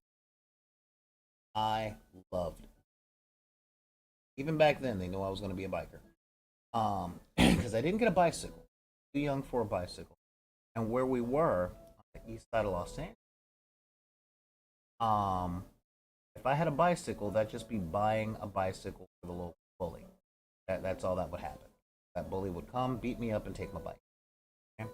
But I got a big wheel. And this was a Dukes of Hazzard big wheel that came with a little brake thing that you can pull on the side, and you could do like these little spin outs. And oh my God, I was beeping and booping and bopping around, okay? And this was like a little yellow and black big wheel, or not yellow and black, but orange and black, just like the General Lee from the Dukes of Hazzard. And don't mess up the joke if y'all know where this is going. So yeah, I'm sitting around, and the General Lee had a few distinct markings, some really distinct iconography. One um, that was coming out on there. So I'm sitting up, and it had like the 52 that the General Lee had, and no, it didn't come with a little white girl in super short shorts, much to the dismay of all my. But it did come with a great big Confederate war flag. And I'm a kid going, yeah, look at me, booping and beeping around the east side of Los Angeles on my little Dukes of Hazzard big wheel. That was Christmas in 1981 for me. Or 1982. It was a little weird. So yeah, I mean that really is, again, I had a strange childhood, which was fine because I was um, you know, and if you guys are wondering, well, could he misbehave and then fix all that around Easter? No. No, the whole Easter trig doesn't work. There's not nearly as much family gathering around the Easter time. But yeah, so that was that. So yeah, so now it's Christmas, and it's Christmas in the 21st century. Really weird. You're gonna have to talk to that uncle you hate talking to, because they're gonna be there, and real talk, right? And I can say this because my family didn't watch. It's kind of a weird thing. By the way, I want to see if there's anybody. Well, we got Glenn and Alpha Talking still watching. I hope I didn't scare anybody off with my childhood stories. Drap Snack and Kid and Rescue, Mars Inc. All right, cool. Yeah, we still got some people down there. I hope you guys are having a good time, by the way. So yeah, and I got the color scheme for today, from our watcher Pyro Too Sick. Um, and so yeah, and that's right. Yeah, little bitty me was skinned this dark, riding around L.A. You know, um, you know, flying the stars and bars. Going, I'm Bo Duke. Look at me, ha ha ha, whole time. Um, so yeah, I mean that was kind of, you know, but now it's post 21st century, and I got a family gathering. Gotta make a peach cobbler, for the family. That's kind of the thing I inherited having to do, which is fine. The pleasant parts of Christmas for the kids, making that pleasantness happen, is the job of we grown-ups, because we're the ones that can have jobs. We're the ones that can use the. So that's kind of a thing. It really is kind of a thing, you know. And if you guys are wondering, yeah, I miss the crap out of my, you know. But real talk, that was what, 41 years ago. No, 40 years ago. 40 years ago. Um and times have changed. Different. Um Now we got family members. Now, we all got a strange uncle. We all got a cool uncle. We all got that uncle that we're not used to. We're not looking for. If you were from my culture, got what I call the hedging. What do you mean hedging? Hedging is in hedging your. Um, it's actually funny for the generations they had the time in the 70s, right? They were the ones doing disco, um, where they were like having swingers parties, getting into fights, and doing mountains of magical white powder that isn't. Right? I mean that's just what they were doing. And now they're getting up there in ages, and for some reason they all hold really high positions in the church. Like it's more than just converting to Christianity or converting to the church when you get older. It really is. The worse you did, the higher up in the church you might end up being. I've got so I don't just have family members that converted, all about God. I've got family members that give sermons, you know, and I'm like, oh wait, you're getting up there in age. You know you ain't gonna live forever, and it looks like you're hedging your bets just to make sure. You get to the pearly gates, going, no, no, no, God, that I was in my 20s. I lived to be 80. Come on, you know. Um, and some see the light and all that stuff, and have that Jake Blues moment from the Blues Brothers, and the other ones, y'all know. Let's see, boom, boom, boom. All right, so yeah, we're gonna split the panel here, and then split the panel other way. Try and make as straight a line as we can. Don't have to pull out your compass or your square or anything. Here we go. We're giving it just a little bit more. Okay. Then we're going to do the same back here. Line.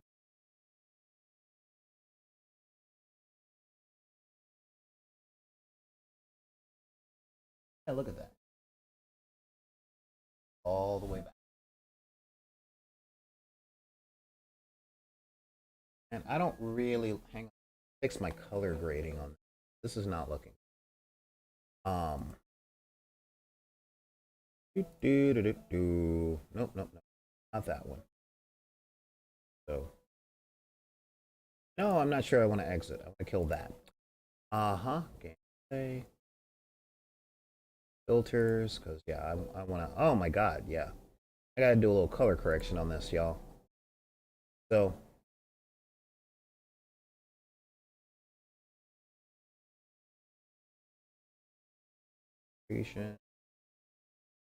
There. I take down the brightness a bit. Just a little bit, and... Alright. See if this looks better. Yeah, that look better, guys? Just let me know. Alright, wow. Might look a little... Yeah. See if we can... Go back here. Properties. Look at the filters here. And, yeah, because... Mm-hmm. It's not washed out, that's for sure. I know. So yeah, it was a little washed out, but I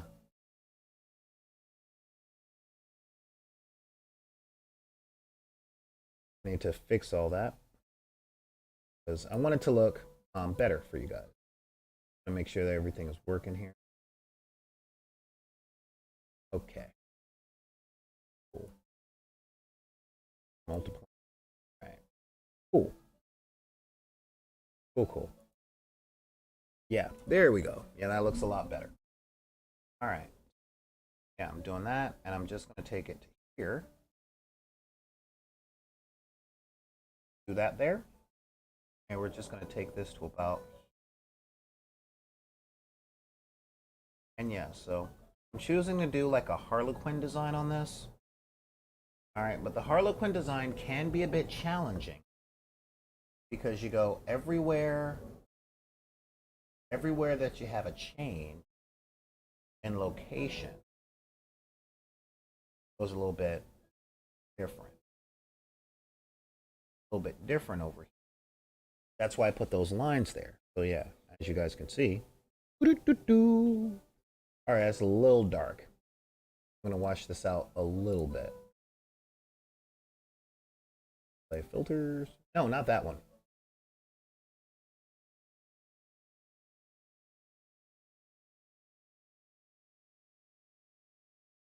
There we are. Yeah, that looks a little better. All right, yeah. Got all that, Because all the places that are here and all the places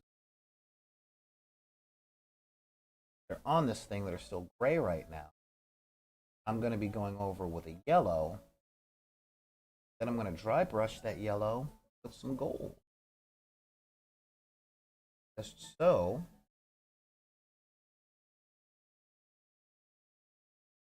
Just so.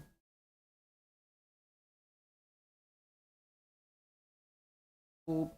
Now I'm going to go in this side of the right here. Trust me, when we do a little bit of edge highlighting, everything shall be made perfectly.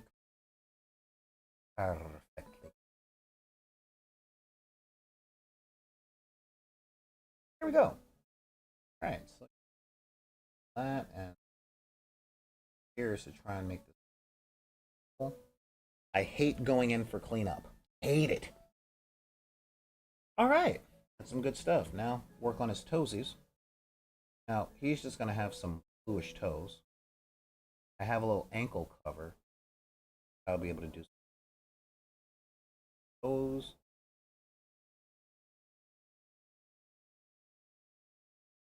Toes over here. And again, this don't have to be that much. I mean, really what? We've been here, okay, 2 hours. And most of that has just been talking about the weirdness of my childhood. You know? Don't get me wrong, like, I did have a strange childhood. Okay? Really did. You know, a little magic slinging kid riding around the neighborhood, flying the Confederate flag. Oh man. But yeah, so now I gotta go see one of my bet hedging relatives. You know, and that'll be tomorrow. Or no, that's the day after tomorrow. So I'll be cooking. Yeah, I'll be cooking a cobbler. So that I give it a day for all the flavors to. Because yeah, flavors to like get real nice in and all that stuff. Because chances are, there are so many family members there. I probably. um. All right, this is looking pretty cool. Yeah, look at that. That is actually looking pretty cool. So let's hit back. Let's hit back to the radio. All right, guys.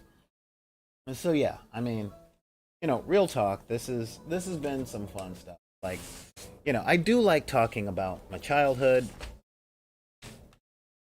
and the weirdness that went along with it, because yes, I had a very, very strange childhood. Um, and yeah, I was thinking about all that on my way home, um, just yesterday. Just yesterday when I was coming home from work. You know,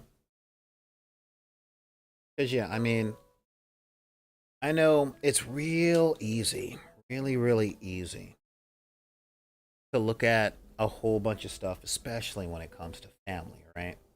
I mean, you got the family thing going, and you don't want to talk to your family. A lot of us are like, oh, God, I hate talking to Uncle Ron. All he ever talks about is how black people smell different and Jews are running the entertainment industry, and he loves Kanye's new album. I get that. I totally get that. The way I look at it is it's the one day a year where, when it comes to a lot of those family members that you don't like, only time of the year you got to see them. All right. Like seriously. Oh, it looks like it's ready to stomp Battle Brothers, huh? Which are the legally or inspired by but legally distinct version of Space Marines from One Page Rules. You're kind of right on that. We're gonna go over it with a second layer of that blue just to make it. But first, I want to get my yellow in there. But in order to do the yellow, I'm gonna have to take the gray back to white, right? Which is why I put that white out there. But yeah, and it's one day. I know a lot of people that are just dreading tomorrow and are dreading Christmas, and I get it. I really do. The part of Christmas that I tend to dread are the out of state relatives. I love visiting with people. truly, truly love visiting with people. But I know way too many people from way too many other states. And what do I mean by that? Um, this isn't the part where I talk crap on your state. This is actually the opposite part of where I talk crap on your states. I've been to pretty much all 52 states, and I think they all have their own charm. There's a whole lot of really good stuff that goes on in every single state. Um, had to change up an angle real quick because yeah. Hmm. Yeah, that's odd. Um, yeah, I'm trying to find the best angle to do this on. Um, yeah, like I have a lot of people that come around from other states, and it's real. You know, it's really real. The stuff that they do. But the thing I don't like that out of state people do is they come into the state, they come into my presence, and they complain. Oh my God, they just complain about how much California sucks, how much LA sucks. It's just suck, suck, suck, suck, suck. Oh my God, I hate this song. I hate this. I hate this thing over here. I hate how this thing is coming down. I don't like the food. I don't like the air. Everything seems dirty. Why there's so much homeless? And it just comes down to me going, okay, I get that you're a little bit homesick, but I missed you.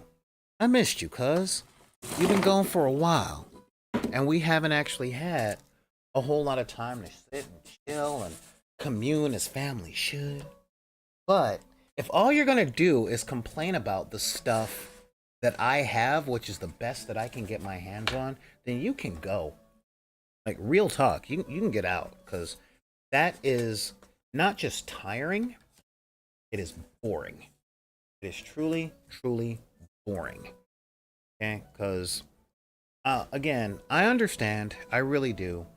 Wanting for people, you know, I really do understand wanting to go home or being homesick, missing your pets and things like that.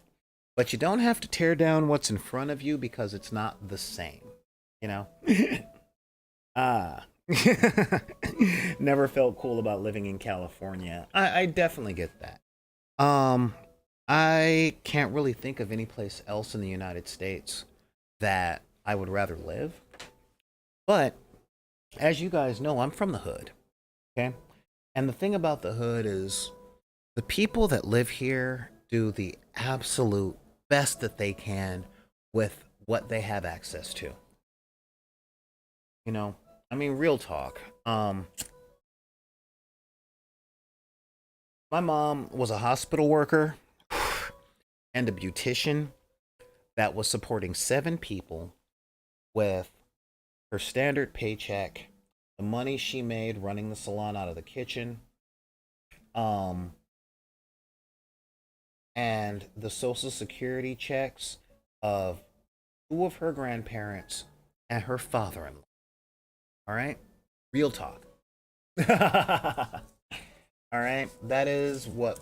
Now I say all that because when my family would come in from places like Seattle or Portland or Texas, all they did was talk about how our water wasn't good quality or there were bugs in the house and, you know, how everything tasted better where they came, how everything looked better where they came. Being down here is all dirty and loud.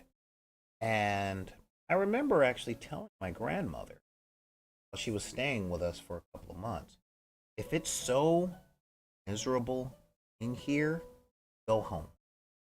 Okay? Um, because this is the best that we have access to. Okay? It just is like that. Especially given that a lot of places, especially here in LA, there are very, very distinct color lines, just not distinct in the southern method, you know. Um, if you look like I do and you go places that would have a Trader Joe's, chances are you're getting pulled over. you're getting stopped and you're getting handcuffed, getting thrown in the back of a car. You might not get charged for something and you might not get shot, but you're spending 3.5 hours justifying how you're not there to rob somebody. And that can get tired. You know, that could get really, really, really tiring. Um, yeah, I'm kind of there with you, Alphatagan. I would say, it's not hard to find good people, but it is difficult to find genuine people here in Southern. Genuine people that don't have harmful behavior as the default. I know a lot of really good that I met out here. But I also know a few genuine folks. A few folks that say that they care and exemplify it in their. Um, but yeah, there's a lot of putting up appearances. In a lot of areas. Now, in the hood, we don't have time. We ain't got time to put up appearances of being nice and kind and forward thinking and stuff like that because, we got bills to pay and we ain't getting enough hours at the grocery store. And they're still running our background check on civil service jobs. So, um, so yeah. Um, oh yeah, yeah. I'm not gonna lie, I'm not a big fan of the suburbs of Southern California. I lived there for 20 years and I don't want to go back. Um, so yeah. Um, and I too love kind people. I love genuine, kind people, you know, who don't talk the good game because they're busy living the good game. So, and I do, that's where my heart lies. That's the kind of person I do my best to. I say do my best because I don't always succeed, but I do what I can. So yeah. Um, So yeah, and no, no, my presents didn't end up getting thrown in the fire. That was the whole thing. Because my mom was definitely not going to destroy all the stuff that she worked hard to get. I think the worst punishment that there would have been was she would have given the presents that she got from me to one of the cousins that I didn't like. That's how she rolled. Um so yeah, I mean that's kind of the thing. Not that I didn't like a lot of my cousins, and that made it even worse because yeah, there were a lot of cousins. Um, like I loved most of my cousins, liked most of my cousins. So there were only two or three that I didn't like, and she would make sure that the stuff that she got me that I didn't appreciate would end up in his. So again, like that's kind of how we roll in my neck of the woods. Mm. So that was always kind of a thing. Um, mm. So yeah, so let's get back to the hobby hole. What I'm doing here is I'm taking my white craft paint and I'm going over the places that I want being yellow while cleaning up all of the dark spots. And here's the reason. I don't know if this is paint theory or anything like that. I didn't go to art school. Okay? But I do know that doing the darker colors first, um, and being careful with the dark colors means that when it's time to clean up those dark colors, I have a set line.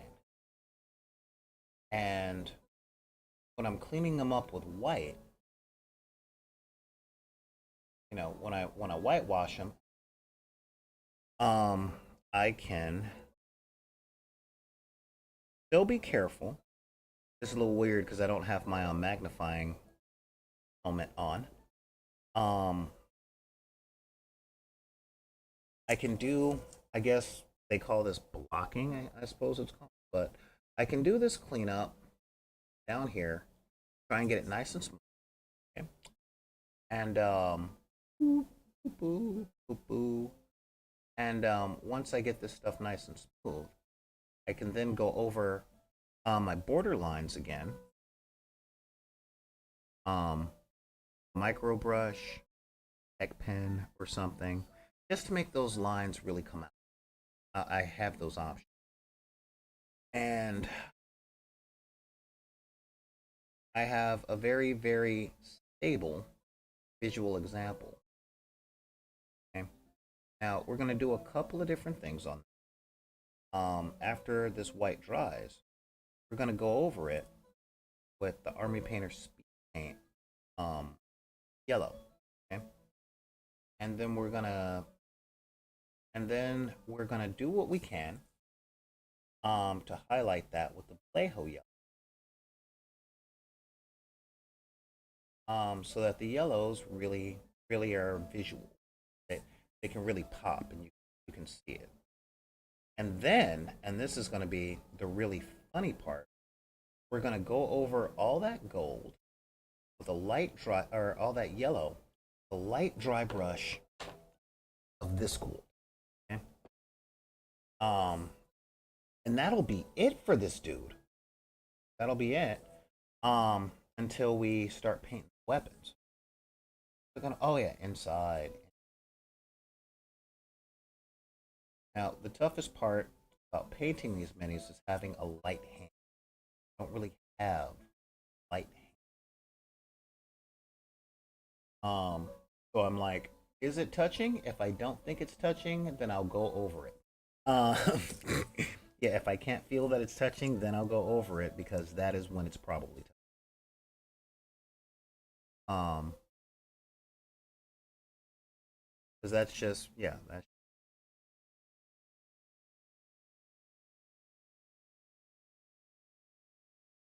And yeah, the tough part in doing this is that I'm so hyper focused here that when I look up, everything is blurry. Yeah, got all that stuff going again. Now we just gotta finish its legs.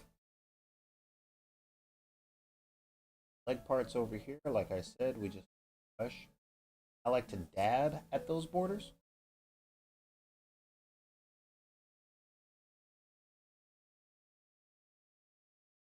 Dabby dab dab. Tiny bit. Trying to be super, super gentle because I don't want to buy any brushes anytime soon. Kind of broke.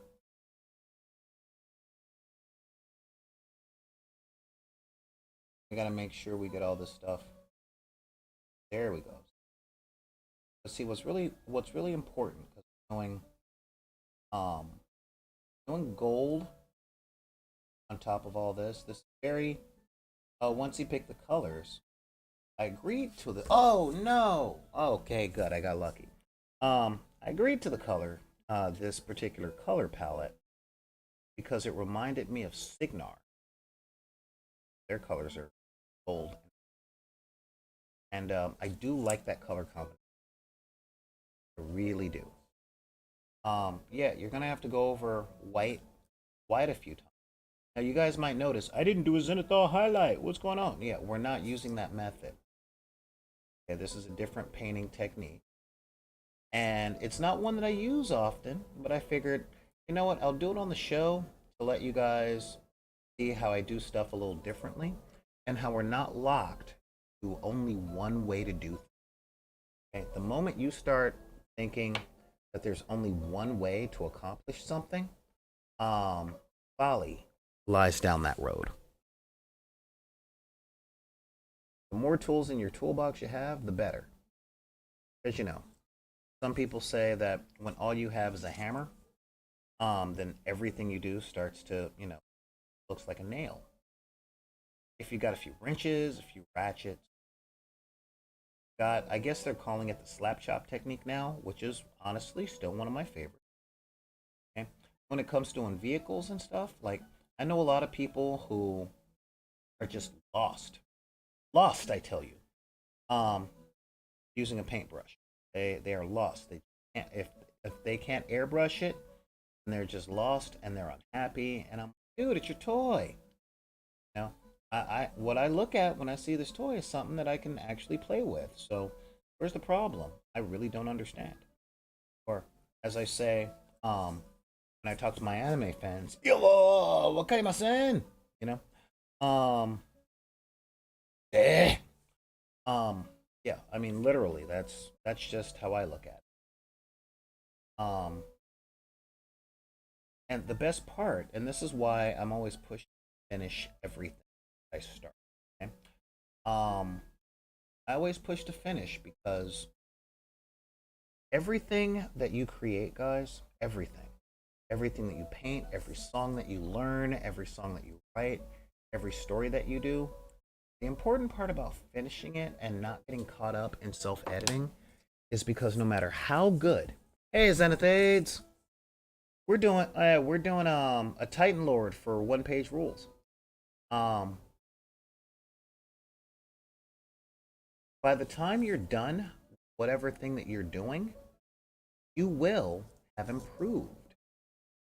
Okay, especially if you're in that intermediate, you're an intermediate painter or intermediate dancer, an intermediate level um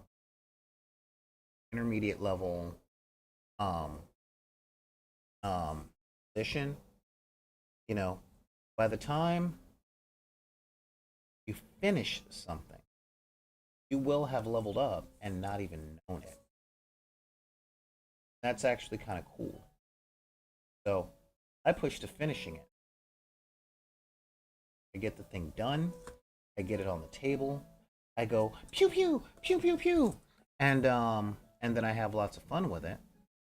And then if I do it again, the very next one that I do will be better.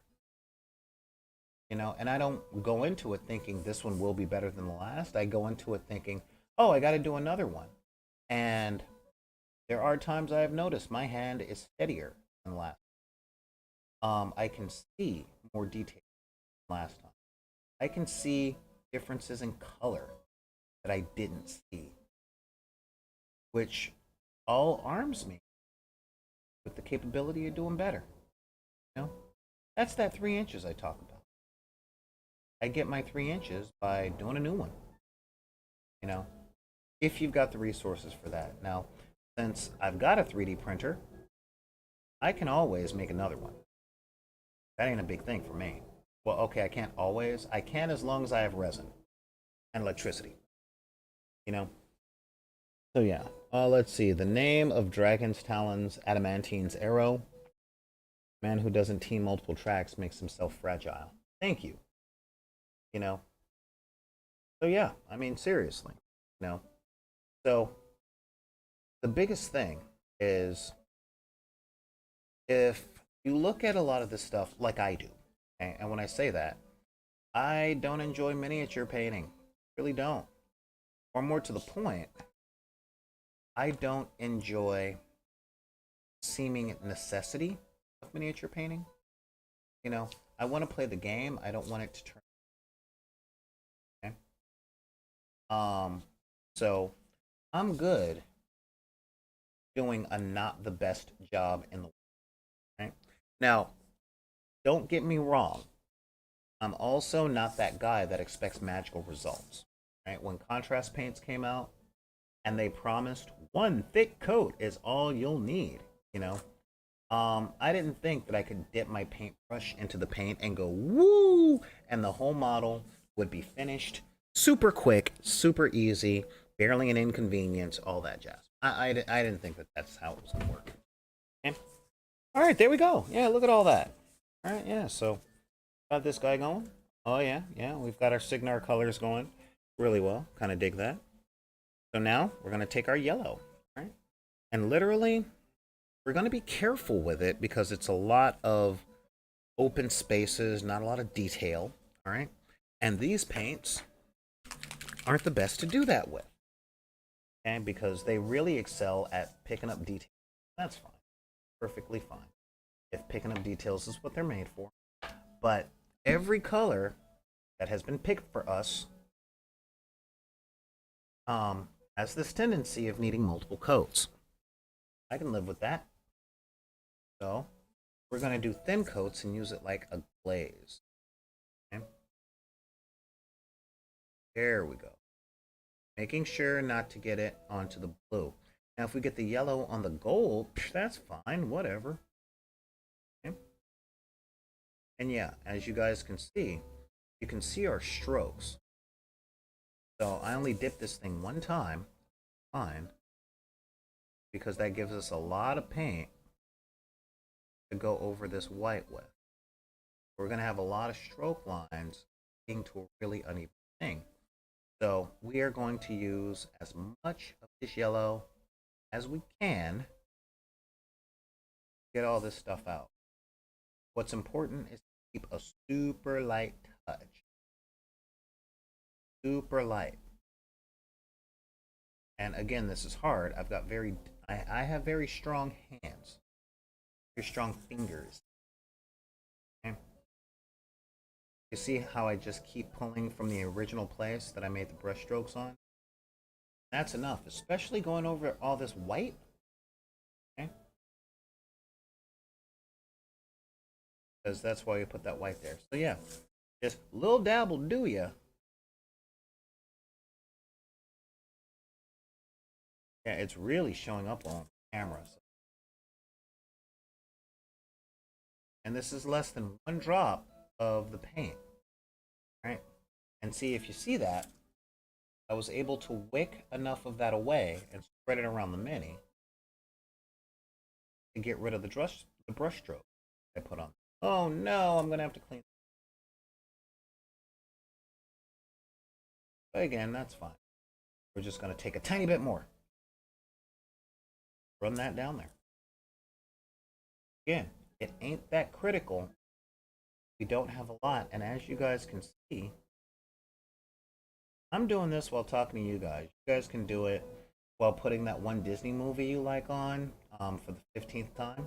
You know the one I'm talking about. Unless, you want to put on that one Disney movie that you don't talk about. No, no, no, no. Yeah. But yeah.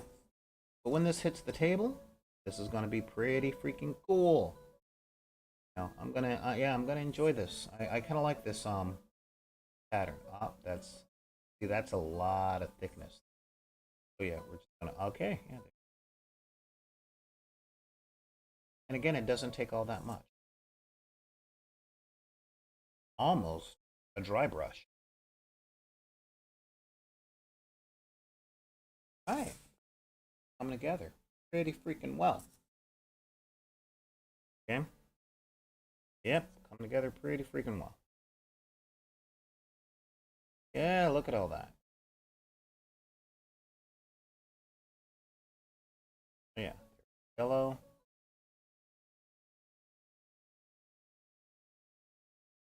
I love that we have a before and after. Or just a little bit of yellow tinting. And don't make no mistake. Painting yellow does tend to be difficult. Right? One of the things I tend to do when I know I'm gonna have yellows is that is where the slap chop technique really comes in handy for me. Um my iteration on the crystal technique, or the grise technique rather. Um like I'll prime it in white and then I'll put a black wash on the white, try and do the paneling like I showed you guys a little earlier. Okay. And then I'll go in with the speed paints, you know, and I'll just glaze it. And that gets me a good yellow for when I do my Imperial Fists. Because I looked at the Primarchs for the Imperiums, and I chose Rogel Dorn because somebody has to. you know. So I mean, don't get me wrong. Um, Vulcan is my guy, but I just don't like painting green. More to the point, I've painted so many green miniatures over my time, from fantasy minis and rangers and all that stuff, and I'm just kind of over it. I'm really just kind of done with green for a little while, and I got some other AT-AT like walkers, inspired by inspired by but legally distinct from AT-ATs. Um, okay, yeah, this is coming along. For Star Wars Legion and for my Human Defense Force army. You know, not to be confused with with um Imperial Guard. No, no, no, no. My Human Defense Forces. That's what I got. And but yeah, see now this guy, it very much has a yellow and blue um pseudo checker kind of Harlequin thing. Now, just to make sure that my blue is very distinctive, okay, we're gonna go back in with the Army Painter Speed Paint, High Lord, sorry, focus, High Lord Blue. Okay, we're gonna go in with that. We're just gonna do um, one, maybe two quick passes of this High Lord Blue over our blue bits. Okay? Now, am I gonna do like shading or panel or what's it called? Um, I forgot the name of it. Um, edge highlighting. There it is. Maybe, but not today. Not today. I'm gonna let my guy become pretty blue. If I want to go in with an edge highlight after, I will. Let's be real, I probably won't. Just remember to follow the lines. Yeah, like I said, I like my stuff to pop. Because, my stuff to really be like, hey, I like that color scheme. Right? But I'm not gonna lie, of stuff that I paint, I find I enjoy um I enjoy painting bigger things than I do with mini. Okay? I really do. I enjoy things like robots and vehicles, terrain. That's I have fun with that. Egg flour soup, no, no, no. Yeah, so there we go on that. There, and of course we're giving this stuff a matte finish. I'll probably go in um with a quickie of just with a quick thing of metallics. Clean the metallics up. You know, if you guys like what I'm doing, here's my question: do you want me to keep this, or do you want me to put this one in the Etsy store? If I put it in the Etsy store, I'll be charging more for this one because one, it's I kind of like it, and if I put it in the Etsy store, I'll have to paint up another one. um, I don't know, y'all let me know in the comments. Now, see, the producer in me is going, dude, just put up a poll. Not yet. I'm painting. Uh, but you hate painting, yeah. But I hate trying to figure out how to put up. I like the way you think, Afatagan. Like, yeah, wait to sell it until I play a game with it, until I fall in love with it, and no, no, we still haven't even come up with a name for this guy.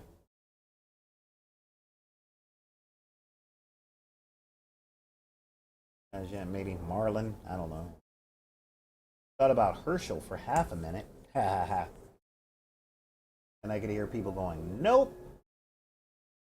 Well, unless I want to buy it and put it on the board and blow it up.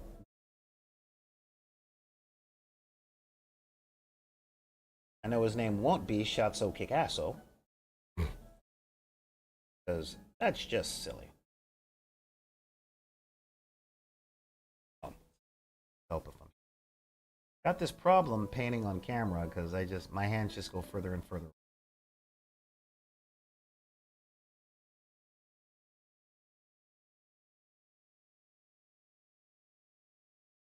But yeah, and I know as far as the green goes, like I've got some Star Wars stuff I've got to paint, and orcs. I've got a lot of orcs.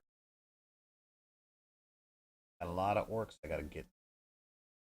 I like having to get through. But yeah, that's going to be a lot of green.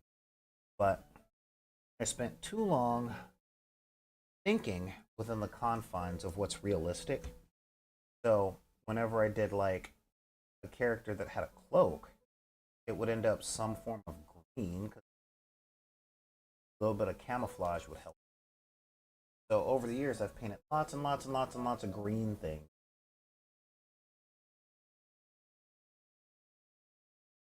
Especially since I don't like painting. Okay. Oh, now I got to get in there inside the emblem. Inside the emblem.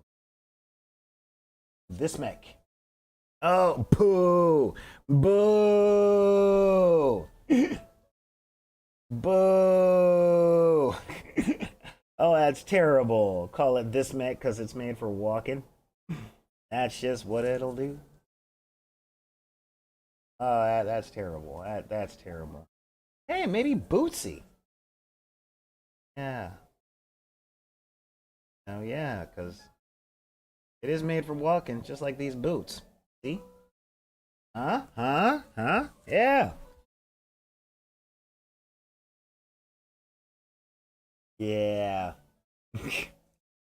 All right. So yeah, yeah. This thing is coming together pretty cool. You know what I'm gonna do? I'm gonna up the angle here. Yeah, that's better. Along there. Yeah, this is coming along. Look at this guy. I mean, there's still a lot of space for things like freehand and stuff like that. Um, you know, but yeah, that's a thing. So I'm gonna take a little bit more of this gold here, or a little bit of this gold. I'm gonna do a little bit of dry brushing. Okay, just a little bit. Now, this is a new, really cheap brush, and when I say cheap, I got this at the 99 cent. Okay? So I don't care about messing it up.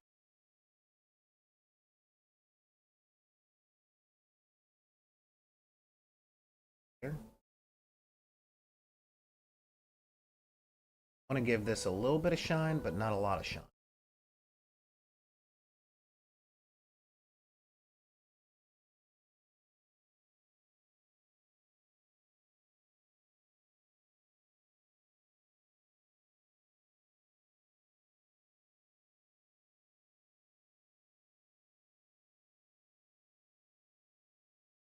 See? Yeah, just a little bit. I also want to make it look just a little bit worn. I'm using a crappy brush, terrible dry brushing technique.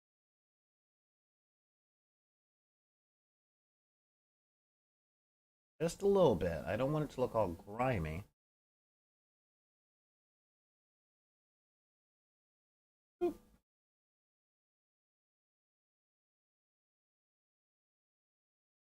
But this is one of my favorite bits about being a toy maker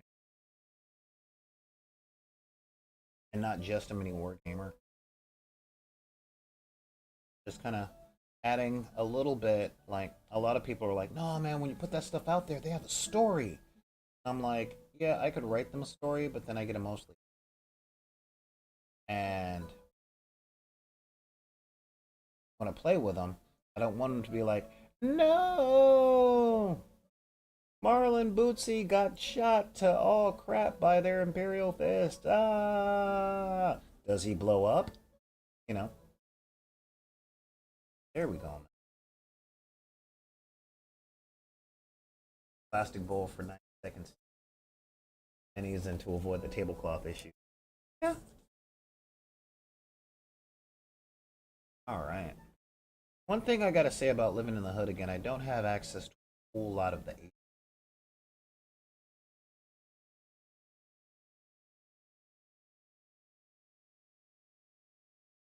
I kind of hope I don't ever get it. That would require gentrification. You know, I can live here because it hasn't been gentrified yet. All right, there we go. So yeah, and now we walk away because we've got other stuff we got to do. Right?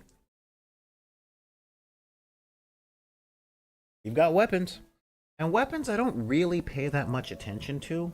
You know, um, example this thing right here. I've got a couple of panels that are here that I'm gonna put in the regular I'm gonna put in the regular colors, and then I've got other metal parts. So um, let's just get to that real quick. I mean, like real quick, because yeah, this ain't gonna be much. I'm gonna get this thing, um, I want to get this thing glued back on. So we're gonna take our blue while we still have it.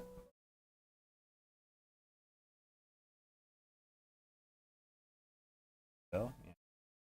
Take a little bit of our Signar blue, and we're gonna use it to block this stuff out. I suppose that's the term, blocking. All right, so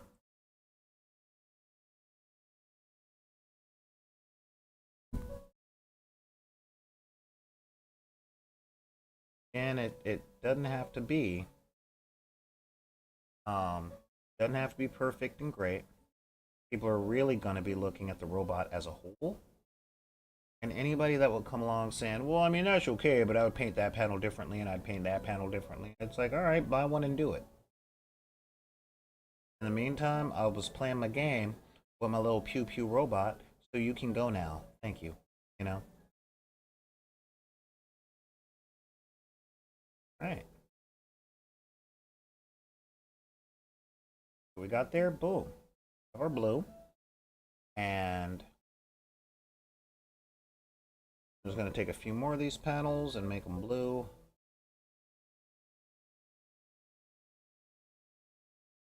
That. Yeah, now this little light thing, we're going to make that gold. So, sure that gets around. And then we move on. Like I said, we don't have to, we really don't have to spend a whole lot of time um, making every little bit super perfect if we're making this for gameplay. You know, I'm not going to have a display. You know, my stuff is sort of display pieces because I keep them on a shelf. Kind of a cool part about being at home. But since I keep my stuff on a shelf, they're on display. But again, these are just my toys. I am not that kind of artiste. You know? Heck, I don't even have a diorama because all of my terrain is modular. Or modular. Modular. All of my terrain is. And I'm alright with that. You know? So when I have people over to play, I just pull the stuff off the shelf and go, man. Or when I'm traveling, I just put it in the box and I go. So, yeah, that's literally the way that I roll. All right, this is that. Because, yeah, once I get this thing painted up the way that I like it, which isn't going to take too long, I'm then um, glue this back onto the thing. And, yeah, just get it going. So that was first layer. Now we're going to take the contrast, or the Army Painter Speed Paint, and go. Let's see who else is here in the chat while we're at it. Photoggen's in. Oh wow, you guys are still here. Cool. That's really cool. All right. Here. Up. Up.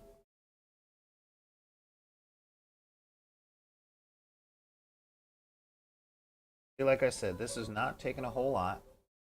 This is also why I pulled out the Grey Lord Gray. Now, this guy has, I guess, an weapon of some kind, that's what it. Now, if it's laser or plasma or that, I might come up with a different idea for, but probably not. Because yeah, not really, not really that guy. Um, Especially not on the air. Now, the day may come where I sit up and I'll be like, all right, so this thing is really there, but I don't think you guys want to watch me paint a weapon for 4.5 hours. That's just not fun. Or strike that. I have yet to watch a video where someone paints a singular weapon for. And if I haven't watched it and can't imagine myself watching it, I'm not gonna make you guys sit. Ha ha ha. Yeah. Oh yeah, yeah, sitting down for dinner and stuff. You know. Yeah, if I haven't said it, guys, I'm a happy holiday person. Not that I'm happy, but I say happy holidays because I have friends that practice um, Hanukkah, Ramadan, Kwanzaa, Christmas, um, Festivus, and that's not a joke. And folks that don't celebrate anything, they're humbuggers. Um, so that's fine. So I say, you know, so I do tend to say happy holidays. Primarily because I don't, I'm getting older and I don't want to have to go through the file system. Say happy or merry. Which holiday is this question for? I don't know. Yeah, that's a lot of work. That's a whole lot of work. So I say happy holidays to get everything out. You know, that almost got me fired from one of my jobs. Because my boss was a super angry Fox News listener. And I'm like, okay, have fun, die alone. God, so angry. You know, because he was stuck on that war on Christmas. I'm like, dude, it's not a war on Christmas. I just don't know if the person I'm on the phone with that I'm trying to upsell is going to be offended if I say a holiday that they don't celebrate. You know, you want me to get as much money as I can out of these people. The least I can do is show them a little respect. You know? So, yeah. I didn't last long at that job. You know. That and, you know, it tore my body apart. Kind of a thing. Alright, you know what? I see the different color spectrums there now. So yeah, this one will be really easy. This is going to be primarily a blue gun. But you know, if you're going to paint your weapons on a giant stompy robot, may as well match the rest of the paint, right?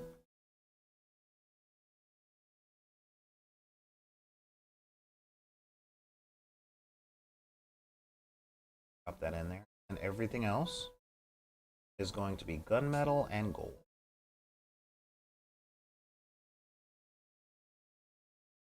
That should do the job pretty well. 311. Then we can get this thing glued back on, and that will be awesome.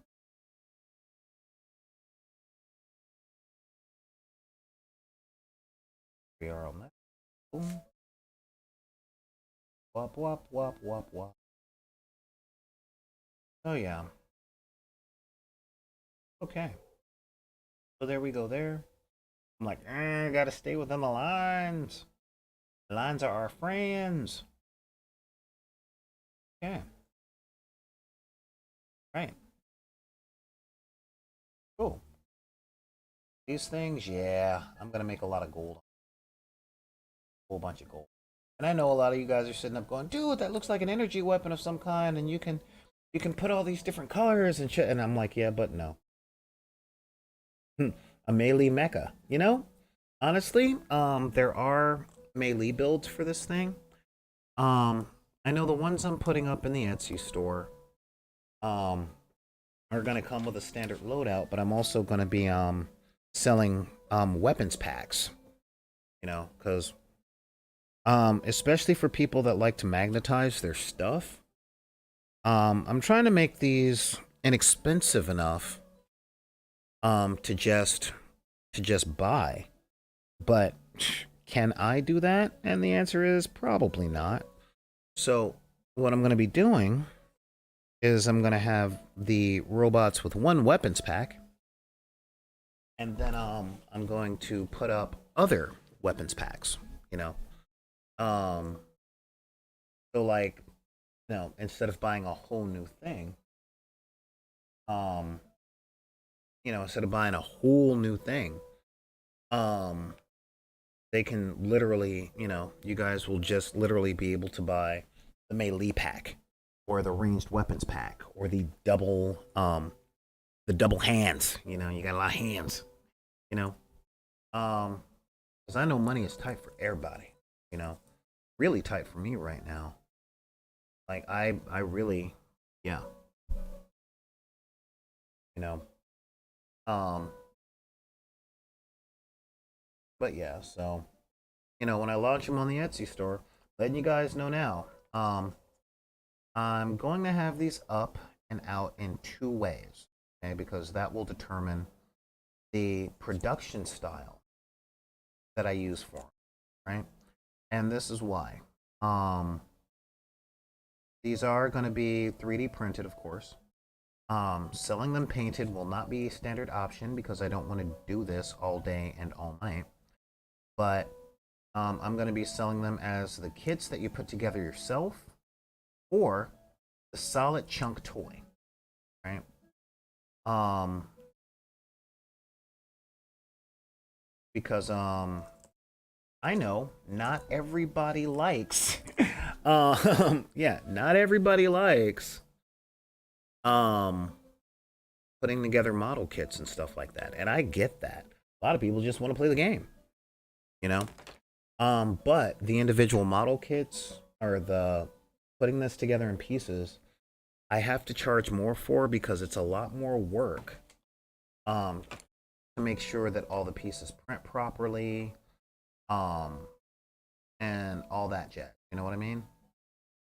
So instead of yeah, so instead of um instead of just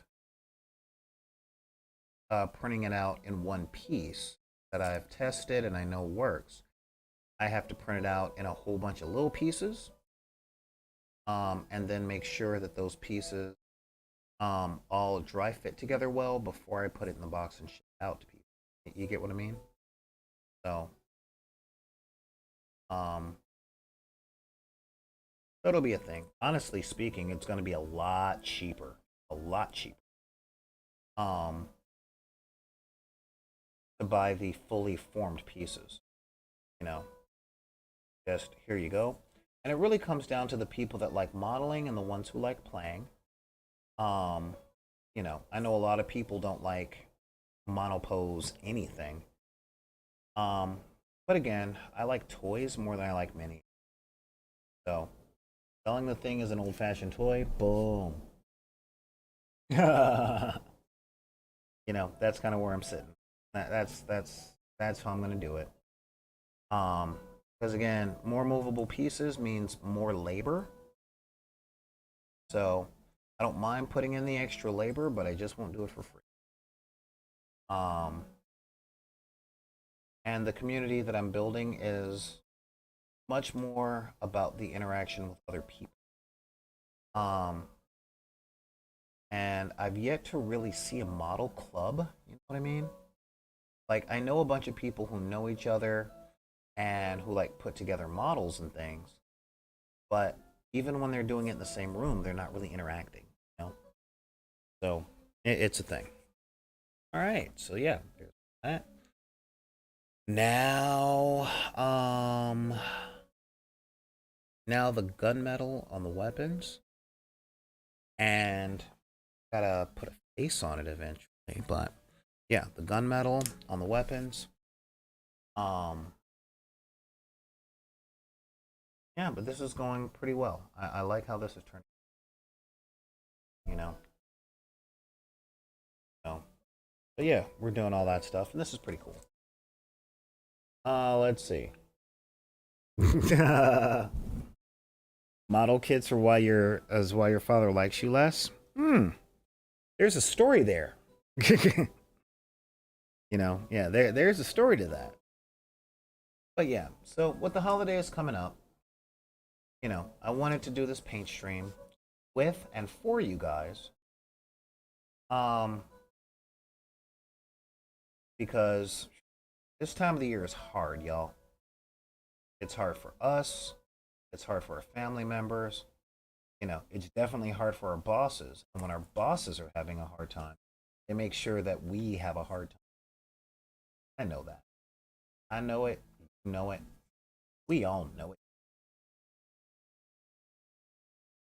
So I wanted us to have some time to chill out with each other. You know, um, talk to you guys about what Christmas used to be like. I would put on the Christmas song from the Temptations that we used to listen to in the house, but I don't want to get copyright straight. But just look for Silent Night from the Temptations. And yeah, was that was how we rolled in my house. So yeah, that was some good stuff. And again, these are pleasant Christmas memories. And yes, recalling how I got my butt how I got my butt stomped by my mom. Is kind of that's a very good time type thing. You um, you know, I am a guy that tries to keep up with the times though. So I never struck my kid. That wasn't me. But I also come from a generation where we had other tools. You know, um, and that's one of the things. Now I'm going to be spending at least part of Christmas with my family from those generations. And make no mistake, a lot of people think if you've got my skin color, you're a liberal. I can't tell you how many of my aunts, uncles, that stuff, um, are rather conservative. And when I say that, I mean they don't vote Republican, but they're homophobic, transphobic. A lot of them talk bad stuff about the Jews, you know. And I do pick my battles. I have my battles, but I do pick them, you know, because yeah, I mean, real talk. Um,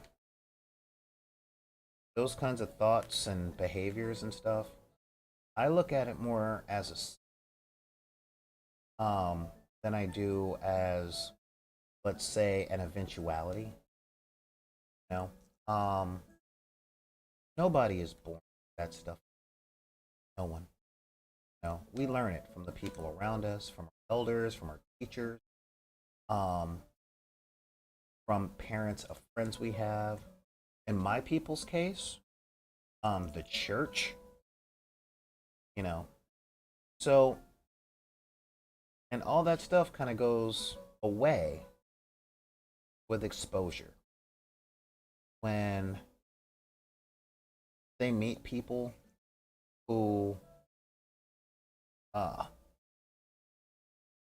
you know, my transphobic family. Oh, okay, yeah, just Kanye. Yeah, I know. We got a lot of Kanye family members coming out, don't we? Um, but I will say, you know, most of my family knows not to talk that mess around me. Not because I get violent or anything, but they want me around, and I don't argue with family at the table. I question, or should I say, I don't fight with them at the. I leave. You know, um, and I don't come back. Like, it's like, look, if you want me around, you got to respect. You got to respect the people in my life that have been there, and understand. You know so little about me. You might be talking about me and not know. You know. So it's really one of those things, you know. Um, but yeah, I mean, there's a lot of conservatism within my community and within my family because of the church. As I said, a lot of hedging bets um, against the stuff that they were doing in the 70s and 80s and 90s. Um, you know, and I'm not that guy. You know, I don't condemn anyone except for those who would hurt someone. You know, I'm like, cool. You know, if you're conservative, cool. You know, you got your reasons. You know, um, if you're if you're liberal, cool. You got your reasons. Um, but when it's time for the showdown, when it's time for the showdown, when couches need to be moved, when people need to be taken to the hospital, um, when rides to work have got to be put out there. Do you show up? That's all I care about. You know? I mean that's just the number one thing. You know? Like, do you show up when people need you? And if one of those people who you believe are morally wrong are the ones in need of help, would you show up? I mean, it's really that simple. You know, I've never cared who's sleeping with anybody except for the people who are sleeping with me. Um, I kind of care who they're sleeping with because, I got to care about myself, you know, but like, you know, I don't care what a person believes as long as their beliefs don't endanger other people, you know, or more to the point, if their beliefs don't inspire them to take actions that would hurt other people, you know? So that's just a real thing. Anybody that tries to vote in ways that say these people don't deserve basic dignity because they're not me, um, I'll have the argue. If it comes to blows, guess what? Unless you can pick me up by my ankles and beat me with sticks, I am not afraid of you. Because you will not hit harder or more often than what I grew up with, you know? I mean, really. I mean, that's just the whole thing, you know? And I get a lot of people that do come up to me going, hey, but, I don't like what you said. I felt attacked. I'm going to kick your butt. And they don't say butt. And I'm like, okay, yeah, whatever. I would rather buy you some ice cream and we can talk about this, because maybe there might have been a misunderstanding. No, we gonna fight. And I'm like, okay, did you pack a lunch? Because Cap can do this all day. I'll be here all week, you know. And at worst, one of us will end up in the boneyard, and I've already made peace. So if you're willing to go to jail, cool. you know, then we can like do that whole thing. But and you'll find that most people, when you sit down and say, look, let's really talk about this. I didn't mean to cause you harm. I'm not sure how I harmed you, so let's talk about it. And if nothing else, then I can think about the person who just kicked my butt, licking an ice cream cone, and talking about why they're mad at me. And that is kind of funny. It's absurd, but we find our joy where we can. There we go. Now I'm cleaning up some of this gunmetal now that I have it out again. Really trying to get this going. Metals and stuff going. All right. Yeah. That's funny.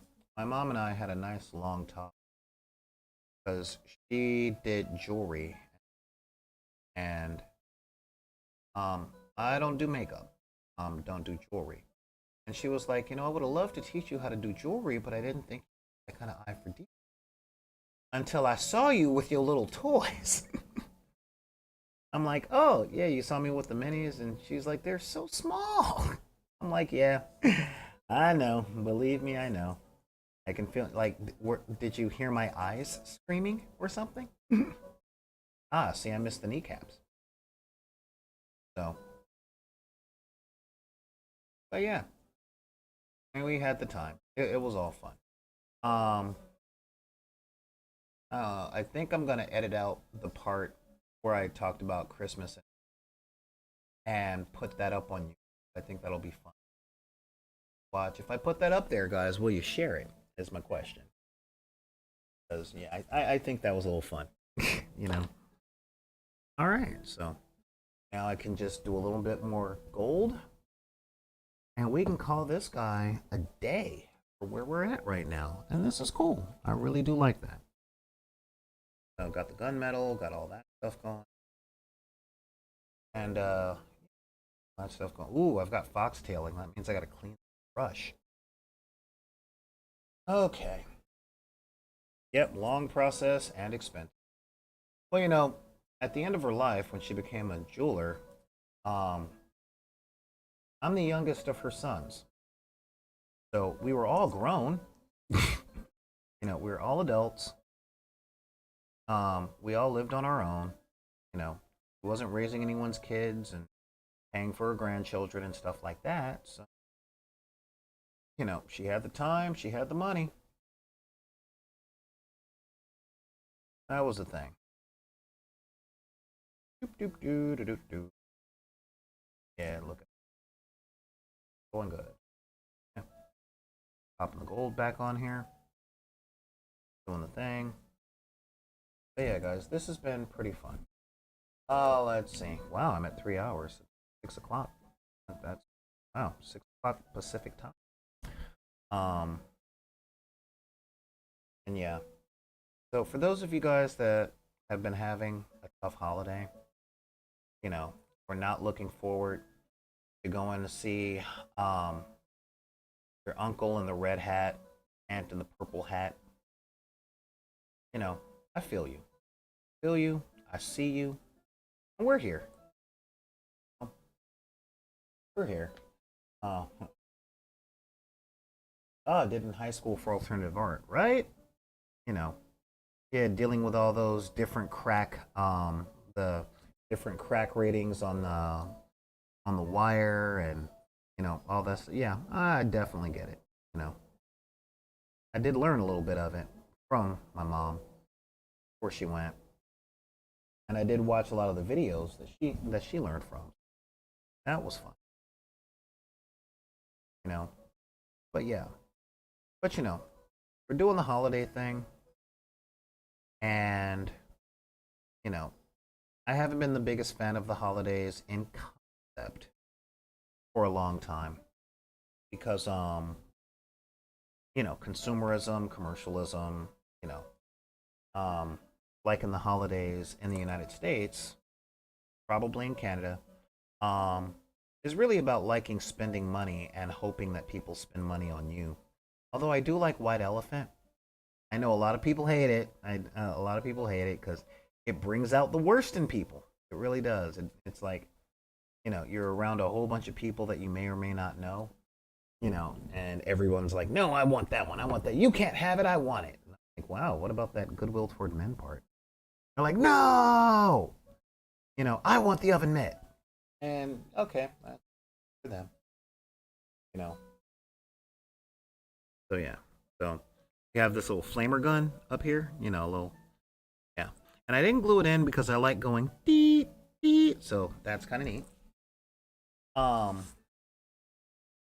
yeah, so we got all this stuff going.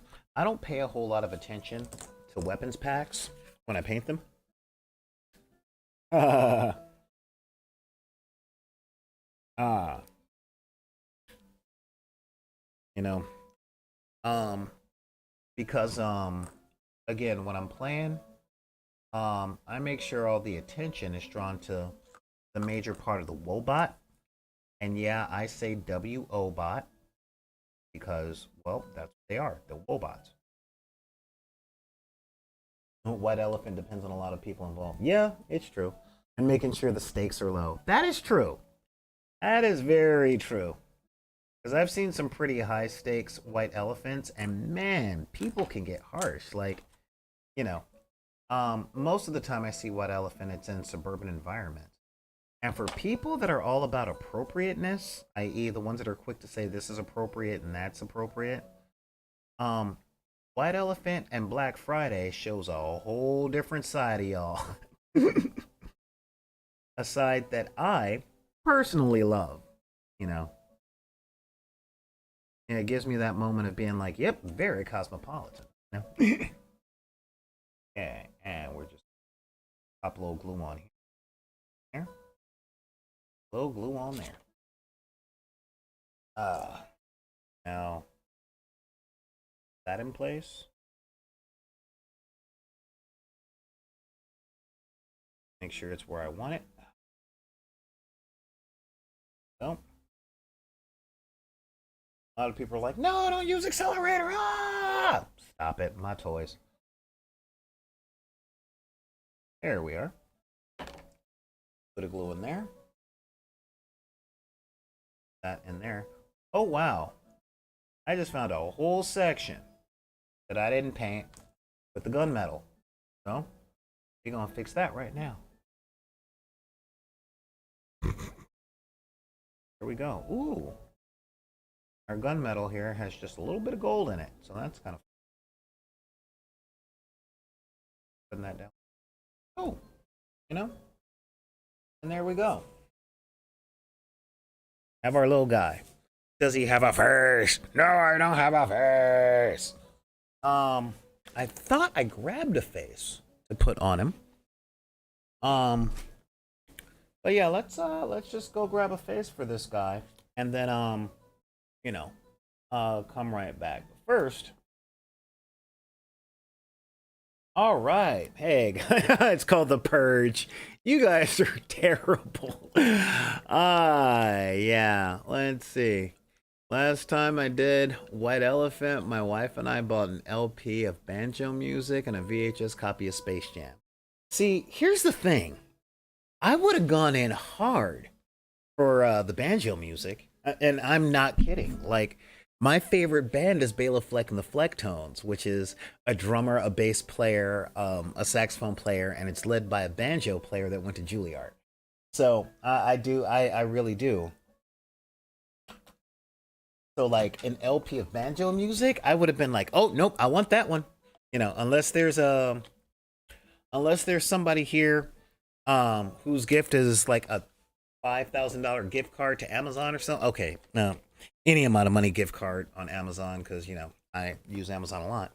But yeah, so here we are. We got a little guy. Look at that, huh? Little guy. You know, yes, I'm gonna base him. Don't worry about it. I just got to figure out if I want ruined industrial or yeah, do I want ruined industrial terrain or do I want or do I want um forest terrain? That is the question I have to ask because that will determine just about everything for the basing, you know? So I don't know. I don't know yet. I'll have to figure that out. But yeah, I mean, you know, by the way, this is pretty cool. I kind of very much enjoy what we have done here today. This is really neat. That's what we here. So yeah, and woohoo! Right, let me just angle this up just a little bit. Ah, so yeah, I used a different color thing. um, yeah, forest would be cool for big stompy robots. You know, who knows? I might be able to find some twigs or something and pop that on. But yeah, I mean, real talk. This came out pretty cool. You know, let's take a look at this guy. Um, so yeah, I mean, seriously. You know, oh yeah, sense of scale. You know, scale is kind of cool. I thought I brought out with me a regular sized mini, but since we're here and we're doing that thing, um, I have to run back into the main house and grab his face so that we can put a face on the dude and I can take some pictures of him so far. Um so yeah, I mean this is, pretty simple, some pretty just run of the mill basic stuff. Um I don't know. I'm thinking about killing the transmission because we've been here for 3 hours. So I want you guys to tell me something. I'm gonna be right back and go grab that guy's face. And I'm gonna put up a poll, okay? And the poll is gonna be, do you want me to keep going until we finish this guy? Like, put on a base and put to base him, blow him back down to his base into his face, or are you guys good and want to get on with the rest of your night? Oh, wait a second. You guys were just watching all this. So yeah, so think about everything I just said and like I'm talking to you here. So one of the two. Do you guys want to see that? Or do you just wanna call it a night? It's up to you. So let me think. Flash pool?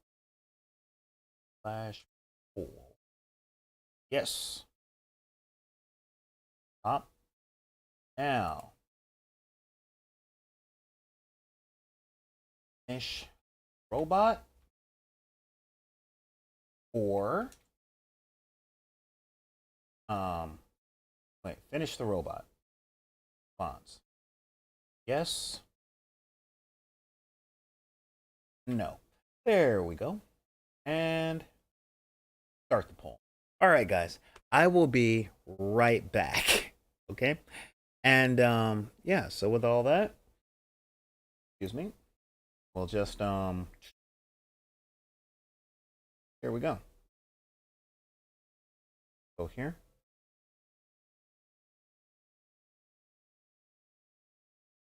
And we will see you momentarily.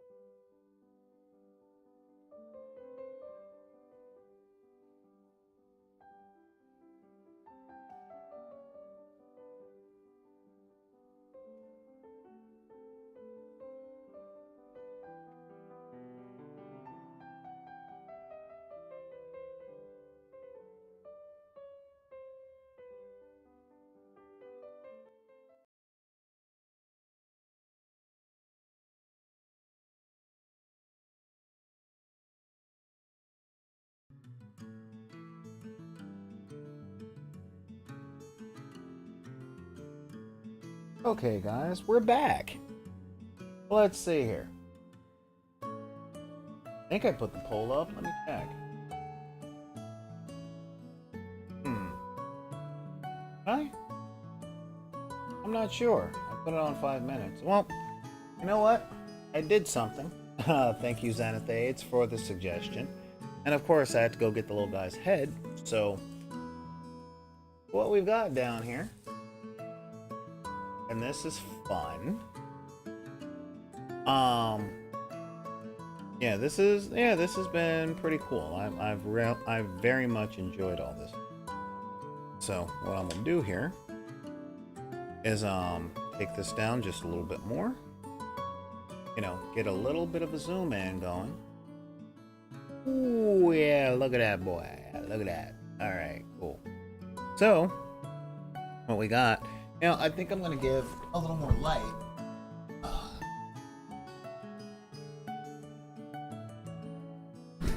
Ooh. Yeah, give a little more light to this thing.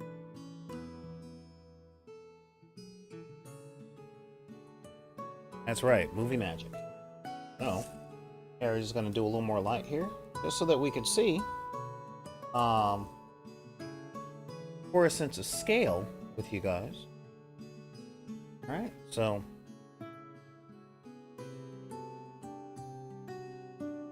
doing this for a little bit of a sense of scale.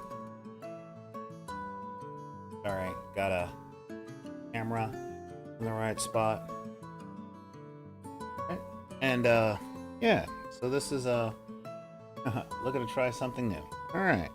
So let's take a look at this. I gotta get my lights up. Yeah, get my lights up to make sure that these things are good. And there we go. That jazz in there. Alright. Yeah. Okay, so this is just so you guys can see it a little better. Alright, so let's take a look. Alright. Yeah, look at that guy there. Ooh, I don't like the framing there.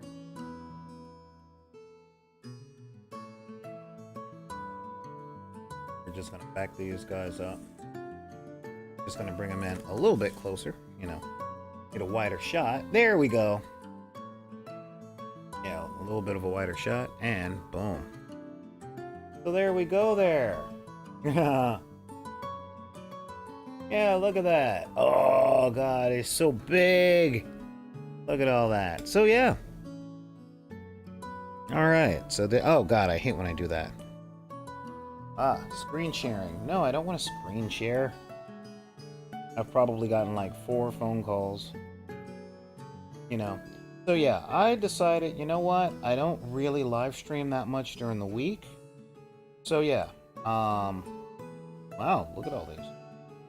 So let's keep it going. Hey, Power Commander. Alright, so yeah, we got these guys, but he doesn't have a face. Alright, so we're gonna give him a face, and while we're at it, since we got that little guy, like, yeah, there's the scale right there. Alright.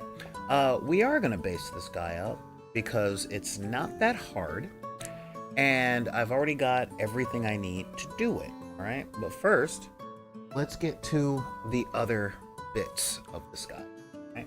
Because it's not going to take a whole lot. Got his face right here, but the face ain't going to be a whole lot. And we've got his shin pads.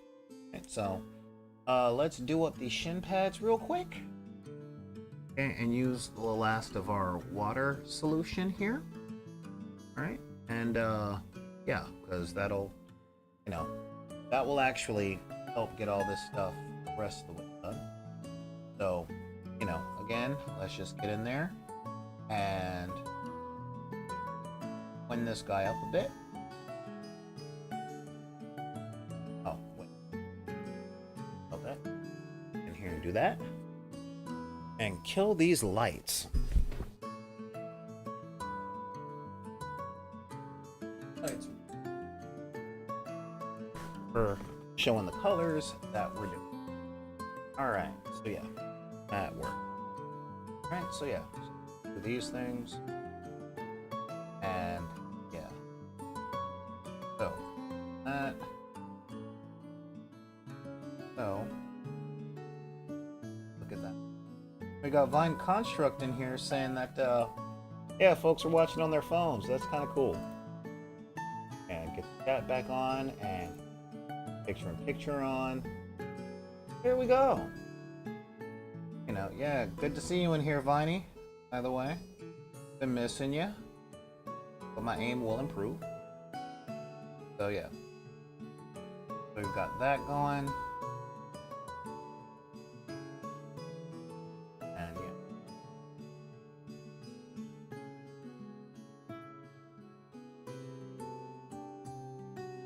Here. Okay.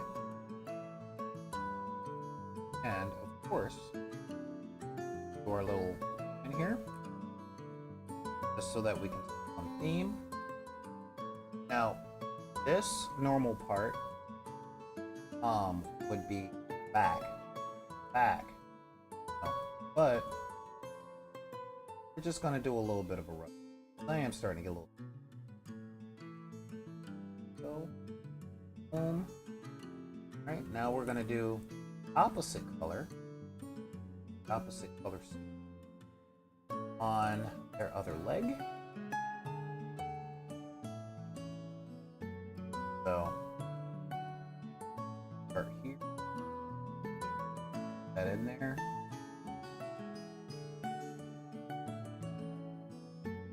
lightness. So yeah, and I'm not gonna lie, I'm looking very forward, adding these things to augment of armies that I play in Grimdark Future and Grimdark Future Firefight, and no, I don't know if they have the rules for Grimdark Firefight, and one of these guys against a small squad would just be horrifying, just be mean, you know, just mean. But you know, since I do mostly solo play, I can play what I want. You know, I can play what I want. It's me playing with my games and my toys. I play what I want. So,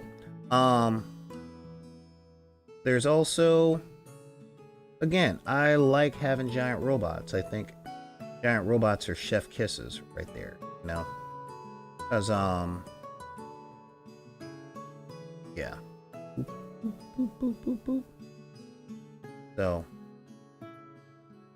alright. Here's all that. That's in there.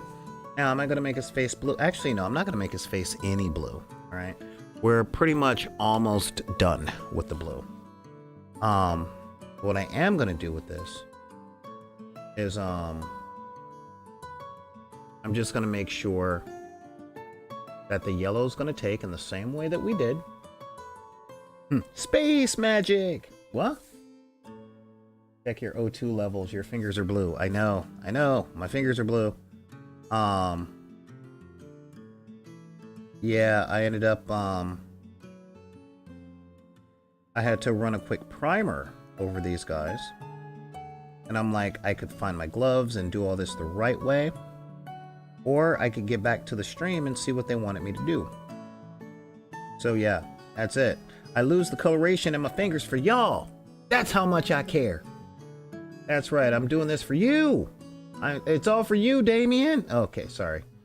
Force of habit, classic reference. Anyway.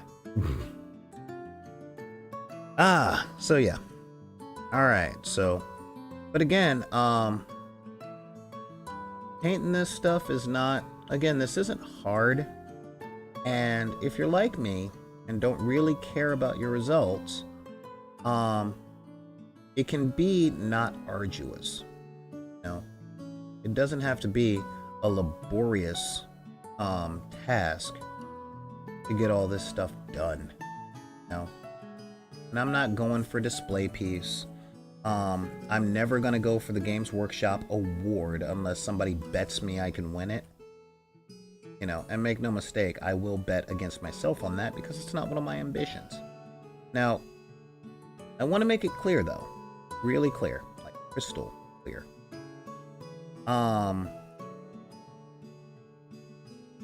That I don't want anyone to think that I think that having those standards is a bad thing. Okay? I really don't. I admire people that paint really well and spend their time trying to make sure that every little detail is perfect, you know. I only come into problematic stuff with it when those are the people that I want to play games with, and they'll tell me about a game in 2017, but we won't be able to play until 2020 when they finally get their stuff painted enough for them to play. I'm like, don't tell me about it if you're not going to be ready to play in 3 years. Okay? Once I'm in, buddy. I'm like, yeah, let's play.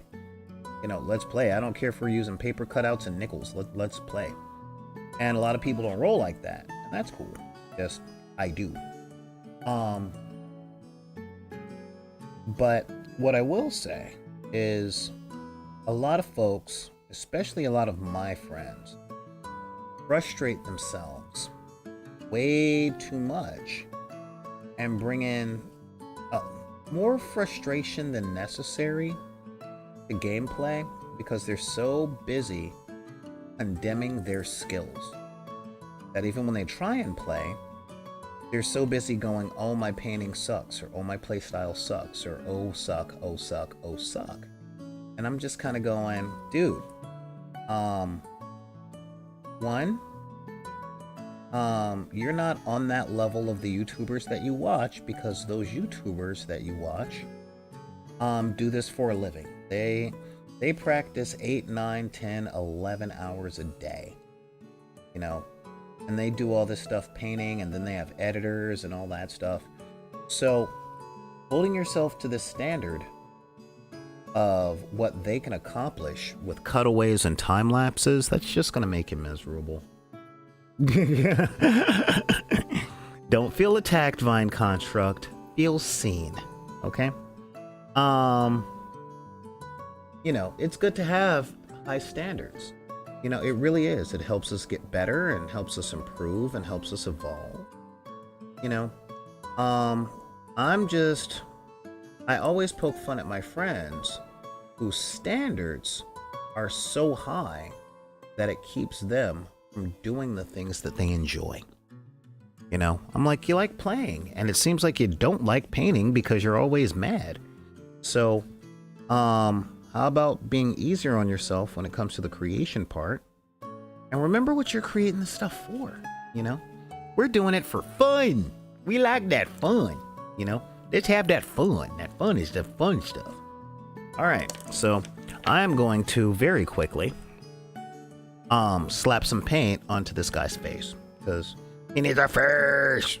This guy doesn't have a face. So I'm going to take some of my gunmetal, all right? And I'm just going to give his face an overall gunmetal thing. Like, faces of robots are super easy. Super easy. Because not very many people look at the face. Okay? So, yeah. Actually, we're not even going to do that. Forgot. That's why I brought out that paint. What we're going to do is, now that we got this in here, okay? And it's primed, that same light gray. We're going to take our Greylord Gray, and we're just going to bathe this stuff in it, like almost like we dipped it. Okay? And then we're going to get back to these ankle things. Okay? Yeah, we're just going to take the Greylord Gray, and we're just going to do one thick coat, you know. Let the Greylord Gray do all the work for you. It'll pick out those details, because this is Army Painter Speed Paint's Greylord Gray. And I'm cool with that. So yeah, we're just gonna slather that on there. Okay? And I love slathering on speed paints and contrast paints because it does the work and I'm happy with it. Now, when this gets to a drier point, we're just gonna run some gold over the goggles and the respirators, and it's gonna be done. Okay? Because not a lot of folks are going to be able to look inside here.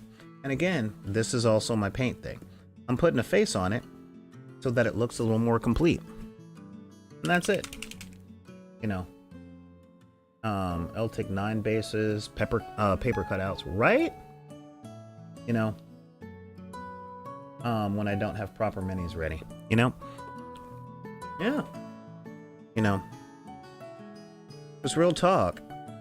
If you've told yourself that your purpose is playing, and you haven't consciously made the decision that you're going to be the hobbyist, i.e. the person who just who likes the painting and putting together, and I know a lot of people like that, and that's cool, you know. Yeah, if they like the painting and putting the stuff together, that is great. All right, and there's none wrong with that. So if that's where you are, cool.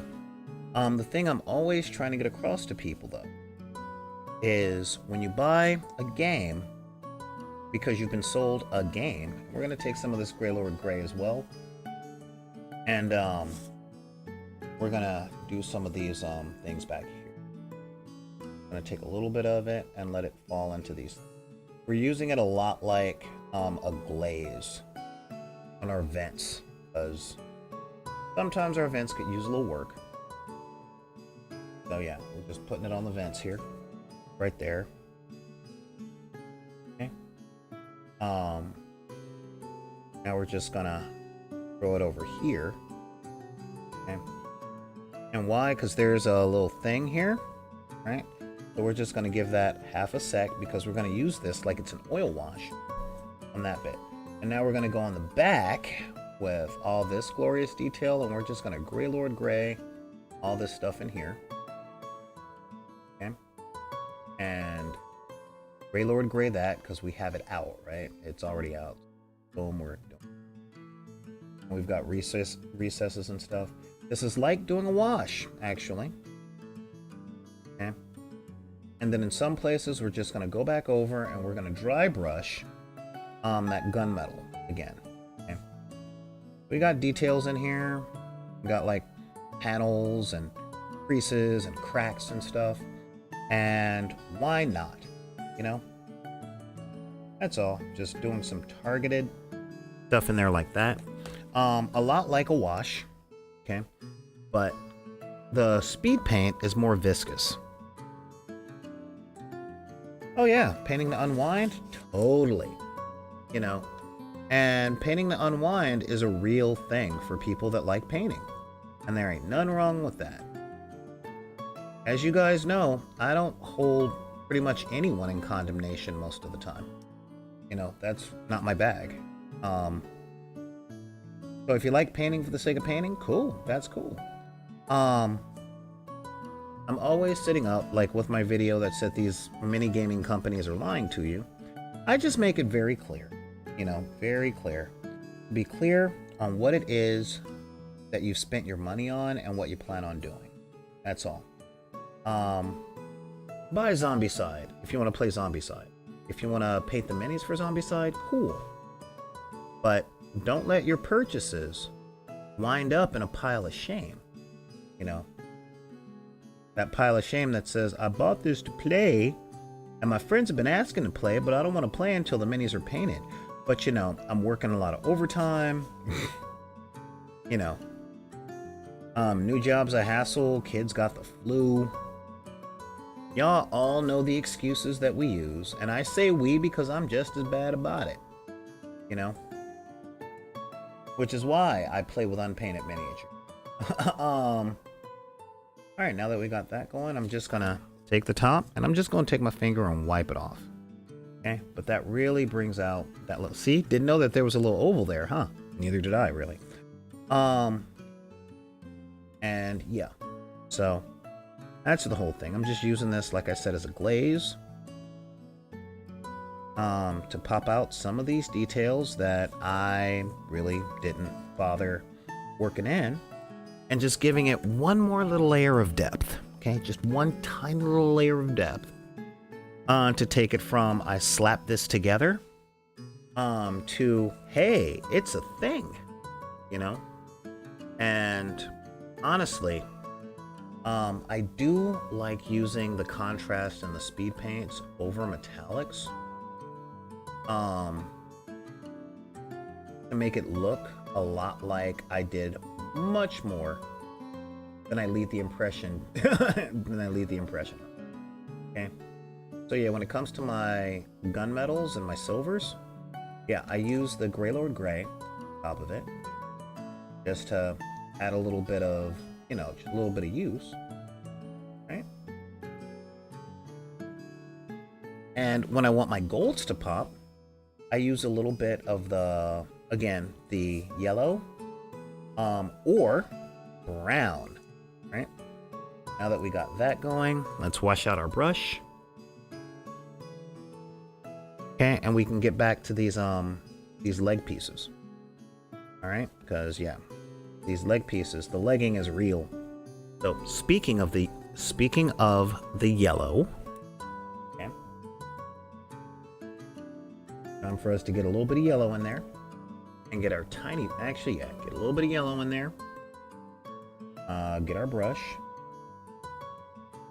and just put that on a thin coat. Thin coat over that white. It's actually showing up a lot better on the camera when I do it like this. A lot of people say that yellows are hard to paint, especially with these things. And I get it, because the marketing says one thick coat. But it doesn't define thick. See? Yeah, there we go on that. I'm sure you've noticed I haven't, like, these things don't look as good as the other stuff, and they really don't have to. Right? So, they don't have to yet. Right? Because, yeah. Here we go. Got that going. Our yellow is really coming out. Now yellow. No. Or high yellow, as my family used to put it. Okay. And then we're gonna go back in with the real blue. Okay. And get that in there. Alright, just get that. Now we're gonna use a super fine brush for the blue so that we can make sure that everything is going the place that it needs to go. So just the straight up High Lord blue. Look at that, High Lord blue. Okay, and we're just gonna go in there with the detail brush, do those little details, and you guys will definitely notice things like rivets and stuff like that. Personally, I don't deal in that kind of detail, right?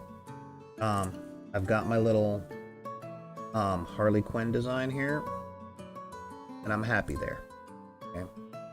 Do I want to go in with the rivets? Well, I didn't grab my funny little eye things because I don't want y'all laughing at me. I want you laughing with me. And in time, if I want to put the details and all the rivets, I will at that point. Right now, I don't really feel it. Okay? That's not what I'm feeling. Okay. So let's get these things a little more. There we go. Okay. Yeah. And again, this is one of my really thin detail brushes. Okay. And there we go. There's one. And we have a side-by-side comparison that we can do right here. You guys can really see the difference. Boom. So yeah.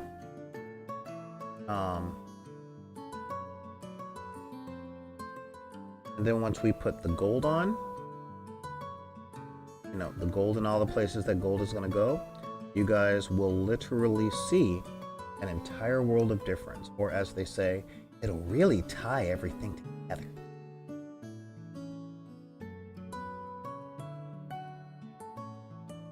Here we go.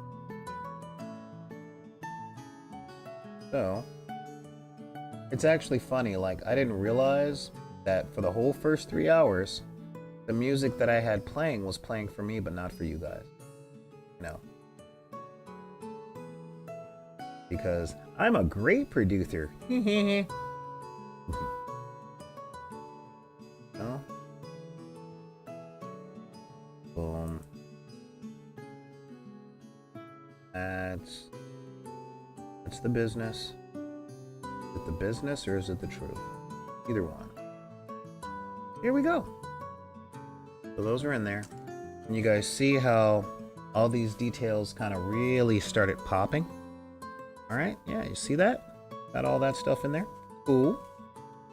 And a lot of people would put like different colors and stuff with the eyes and, you know, do shining and stuff like that. But we got a little too much to do. Just a little too much to do on that. So, because you guys are really going to like the basing part. It's super simple. It doesn't take long. Right now, we've got the gold. Okay. So now we're going to take our gold. We're going to take the straight up gold. We're going to work that gold. This is over brushing. We use the side of the brush here to cover a decent area without worrying about poking ourselves in places that we don't want it to poke. But you guys will see that with the rest of this stuff, you know, really get the edges. It's like you're salting meat. You know, never forget the edges. There we go. Aha, aha, ha, oh, ho, hoi. Hoi, hoi. And yeah, you know, and notice, yeah, we're not doing like edging highlights or anything like that. Because this is for play. And as I love saying when I'm painting, they're my toys. I do what I want. I do what I want. They're mine. These toys are mine. You know, if I don't want to put edge highlighting and all that stuff on, I ain't gotta. You know. So yeah, that is boom. Look at all that. Yeah, I ain't gotta do it if I don't want it. Okay. So boom. All right. That's our bottom. Now we have a little bit cross guard here.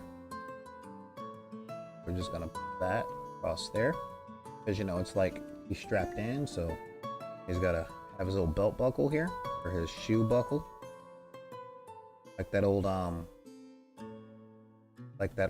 nursery rhyme. 1, 2, buckle my shoe. If you get this, then you're really old. There we go. Of course, in my house, it was 1, 2, Freddy's coming for you. You're not as old if you get that, but still. But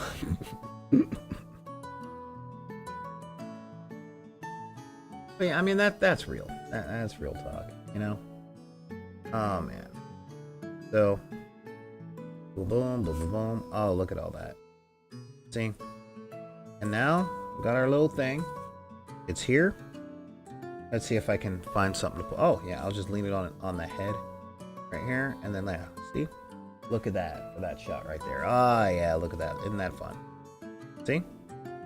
So looking at them side by side, you can see world of difference, world of hurt. There we go. So let's just get that stuff in there and really make it pop. Now, fact is, this stuff seems difficult when you're first starting, and that's because it is when you're first starting.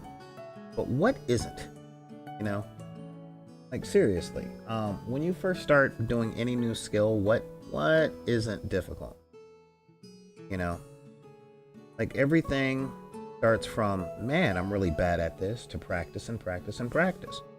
But if you want to cut the time, you can go to our sponsor. No, I'm kidding. I wish I was sponsored by Skillshare.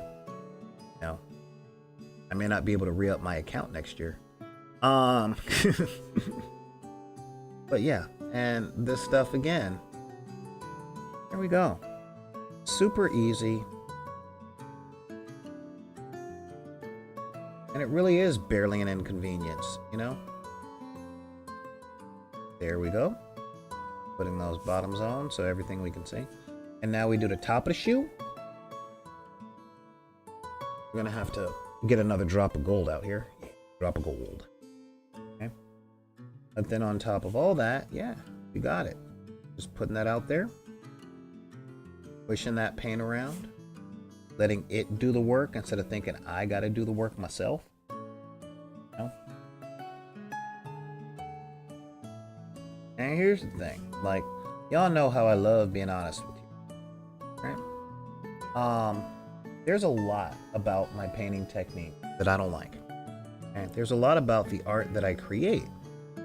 Music, minis, videos, that when I go back and look at it, I'm not proud of it. Primarily because I too, like a lot of people, have certain ideas of stuff that I wanted when I started. All right? I mean, that's just facts. It's real stuff.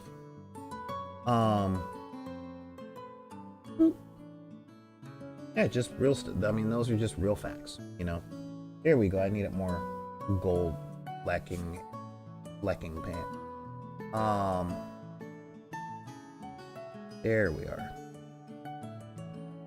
Gold flecking and the flecking paint. There we go. So now, yeah, we're gonna take some of this. You see this little face? And we're gonna do this on the face. Ooh boy. Right. Oh, wrong brush. We're gonna use the other brush. For this. Because it's now time. Yeah. Get some of that dry brushing in.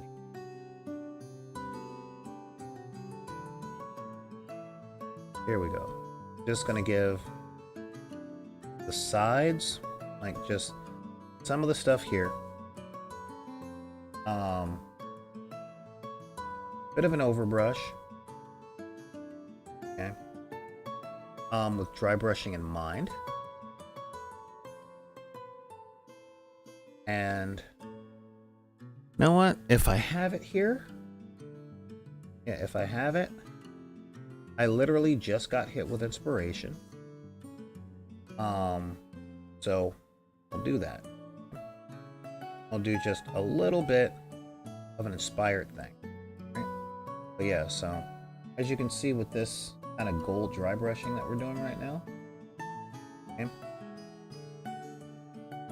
On top of the texture stuff, like little headphones and things like that. Alright. And his respirator. So that he can talk like bird. Alright. You got all that, but do I have it here? Doesn't look like I have it, but that's not a difficult fix to do. So what we're gonna do is we are gonna give his eyes a little bit of a different color. Okay. Just so his eyes can actually be seen a little bit. And I think that's gonna be a little fun, but we're gonna need a super small brush like this one. Super small brush. Alright, because he has a robot eyes. You can see, so we're just gonna kind of shade the eyes in there. Just a little bit of shading on the eyes, okay? Or resetting it to 0 with the white. That's it, just resetting these eyes to 0. It ain't hard. Not gonna take that much work. Because we have the right tools. So it's like, you know what? I may as well give that a shot. Give it a little bit of a shot. Okay, so yeah, we're just gonna reset these back.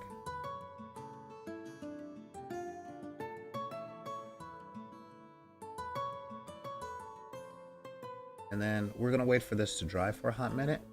And let's mix up some of my basing compound. Right, because my basing compound is super simple. Right, really simple, and you don't need a whole bunch. So we're gonna take crappy old brush, crappy dead little brush thing. Alright. And what we're gonna do is we're gonna start with my patent pending stuff. Now, what is this? This little mix of paste here is tile grout mixed with used coffee grounds. The coffee grounds are all dry and all that stuff. And we are going to mix that together with some Mod Podge.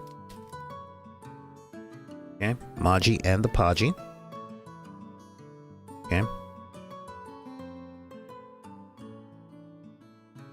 Okay.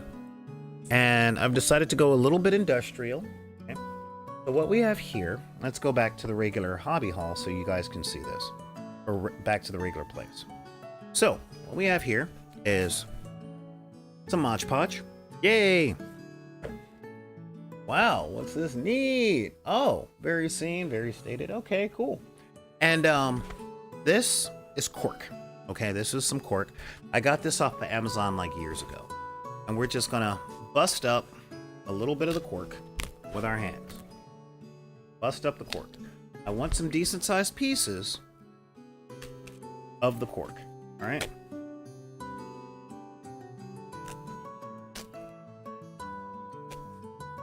Cool.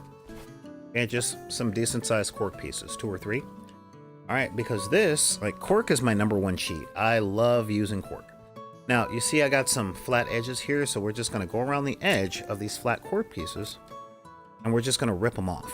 And just rip off those edges. I want really uneven edges on my cork. Okay, but we're not going to throw away those pieces. We're just going to rip them to where there's no right angles. Okay?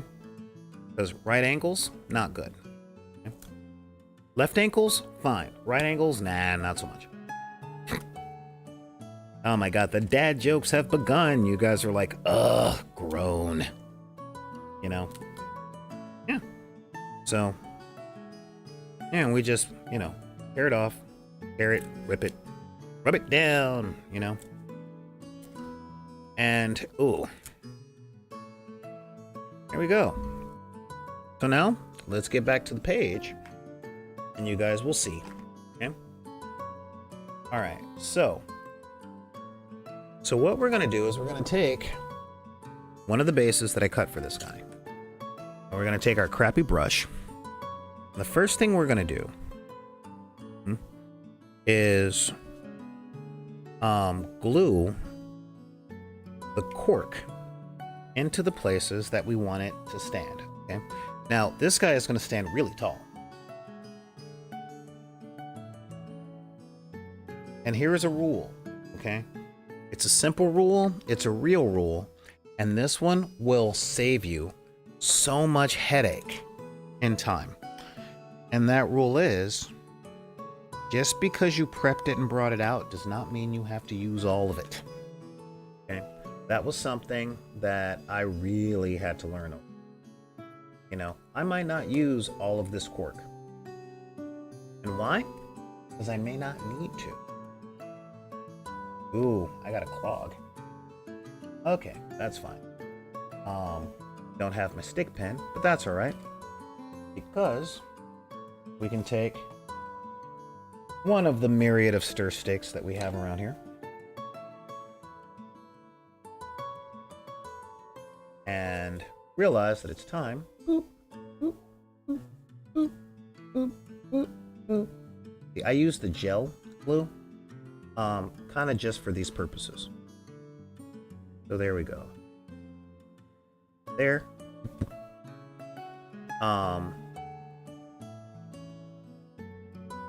Tape it down here. Yeah, that's good. Like that. Okay. And again, it doesn't have to be like you're not going for Da Vinci level of sculpting. Not doing David. We just want the stuff on here to stick in cool shapes. Alright, so yeah. Here we go there. Boom. And I'm gonna take another one over here. Gonna make sure. Yeah, that works. Okay. I want to make sure that these legs have somewhere cool to stand. Right? Good. Now, that's all there. Right? And now, let's let's take some of these scrap pieces, okay, and just glue them in here. We just stick them in different shapes. Oops, guys, different shapes, different configurations. Just get them in there, you know. Get them in there, stick them down. Oh, did I? Okay. Yes. And we just stick them down. Get some glue on them, stick them down. Okay. Glue on them, stick them down. You know. And just pop, pop, pop, pop. Okay. Because yeah, what we like with bases for these things, have a little bit of character. Okay. So, and again, this is big giant stompy robot probably stomped on something or knocked over a building or something, and that's all cool, right? So we have our rubble, right? And now I'm gonna take some static grass. Okay? Actually, no, I'm not gonna take some static grass. I'm gonna take my patented mix 'em up, and we're just gonna mix in some of this stuff. Okay, again, this is just coffee grounds. Yeah, this is coffee grounds, Mod Podge, and tile grout. And we want to mix this together until it's like a paste, you know? Alright. Let's put it down there, make it a paste. Yeah, look at that paste. Yeah. You know, doing this with black paint would be black bombing. Or, you know, doing it with white paint is white bomb. I call this dirt bombing. So yeah, we're gonna dirt bomb this stuff. Okay? And the coffee grounds will give it texture. Don't worry. And then we're just gonna slather this all over the base. Okay? Lather it on. I will put pictures of this stuff up tomorrow because this whole thing, this is gonna take overnight to dry. Okay? Yeah, here we go. Yeah, get that stuff in there. Just get it around, spread it, get it into places. You can put this in between your stuff because stuff is dirty. And you see? Yeah, we're just getting all that dirt bomb in there. And this is going to add texture and height. And it's going to make it look like it's standing on something. You know, just standing on something. Okay. But yeah, and I mean, tile grout will cost like $24 for a bag. And the real talk, okay, and this is real. I bought a bag of tile grout for $24 like 3 years ago. And I'm still using it. So that is some serious value for money right there. You know, what else can you get years of use out of for like 25, 30 bucks? You know, heck, a lot of the times you can find it on sale for like 14 or 15, you know. And basing is interesting because it has a lot of immediate gratification factors, you know. There's a lot of immediacy when it comes to it. Now, the interesting thing about this, okay, as you see, it doesn't take a lot. This is a big base. All right, this is like a 100mm base. There we go. All right. So now that we got all that down there, okay, get that. We just put this down here and we let it dry. Now, quite honestly, I was thinking about making up just batches of these, you know, just batches of these bases. And then I decided I didn't want to do that because I don't make that many big things. Oh, look, we got some on there. Good. Doesn't matter. Gives a character. All right. Yeah, I don't make that many big models. I don't have a whole lot of Titan models or or big dinosaurs and stuff like that. But who knows? That might change, right? So yeah, but this will be ready tomorrow, essentially. But the other thing I'm going to do is I'm going to take the dry stuff and I'm just going to sprinkle it on. Okay, soak up some of that moisture. Give me a little bit of a different texture. All right, this is almost like using pigment. Okay, and see? So when we set thing on here, you know. So yeah, so when we set this on here, it'll have a totally different feel on top of it. Okay, now I tend to bevel my bases. All right, when I say bevel, they always have a little bit of a slant. Okay, and that is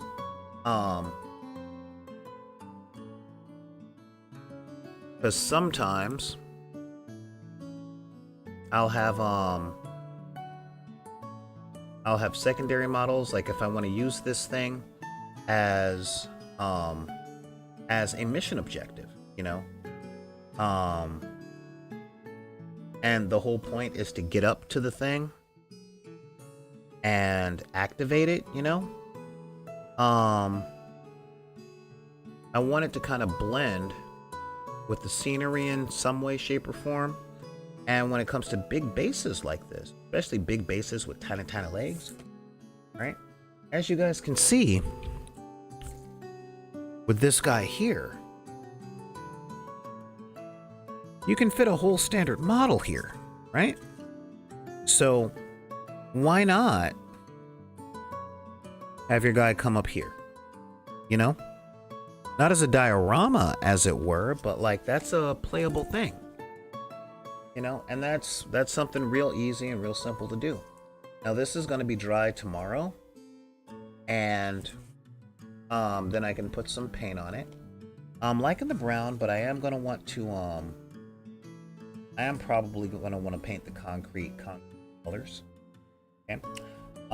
Which means, you know, some gray and some dry brushing and stuff like that. But yeah, there we go. We got a base. It ain't that critical. All right. So yeah, there we go. Look at that. And, you know, it could be scatter terrain or whatever. So we got all that. Now let's get back to these eyes. Okay. So I had an inspiration, and you see how you can really see the eyes. It's like, oh, I got googly eyes, you know.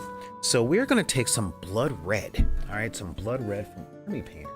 And we're going to give these guys red eyes, all right? Because it's a Wobot. And why not give Wobots wet eyes? That's what I got to say. And it doesn't take much. Doesn't take a whole lot at all. You're literally just... Okay, we're going to waste the rest of the drop of this blood red to get that in there and just wipe it around. It's going to fall into the recesses because that's what it was designed to do. Okay. And yeah, give this guy some red eyes. Okay, look at him. Look at him, Heisenberg. Look at him. I got big red eyes. You know, yeah, here we go.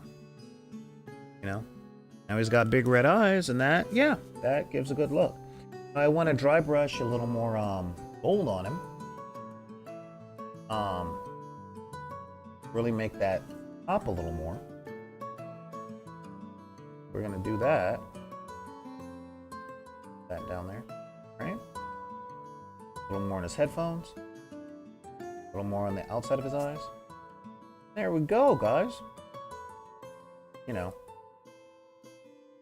Look at this guy. And he was no work at all. Look at that. Ah, so cool. So now we're just going to glue him on. Okay. He needs just a little bit of glue right here.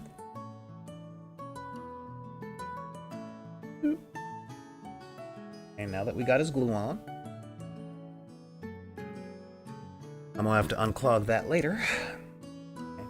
You move. Okay. Set this you set this guy on the side like this. Pick him up by here. Okay.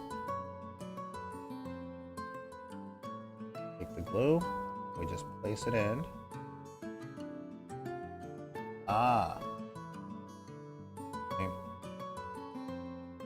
Alright. We're going to have to cut this stuff off, and that is going to be challenging. That's okay. A little bit of a challenge is never a terrible thing. I didn't realize I printed him with a bit of a sprue. So...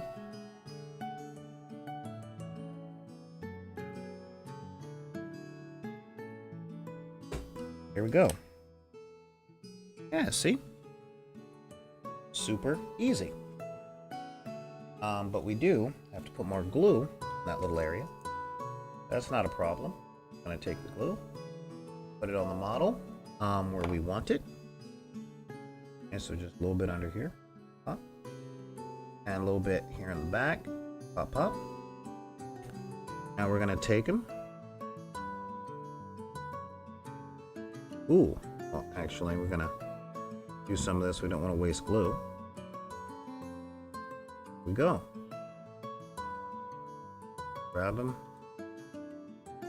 Press. Okay. There we go. Ooh, our red got a little smudged. That's okay. We have more.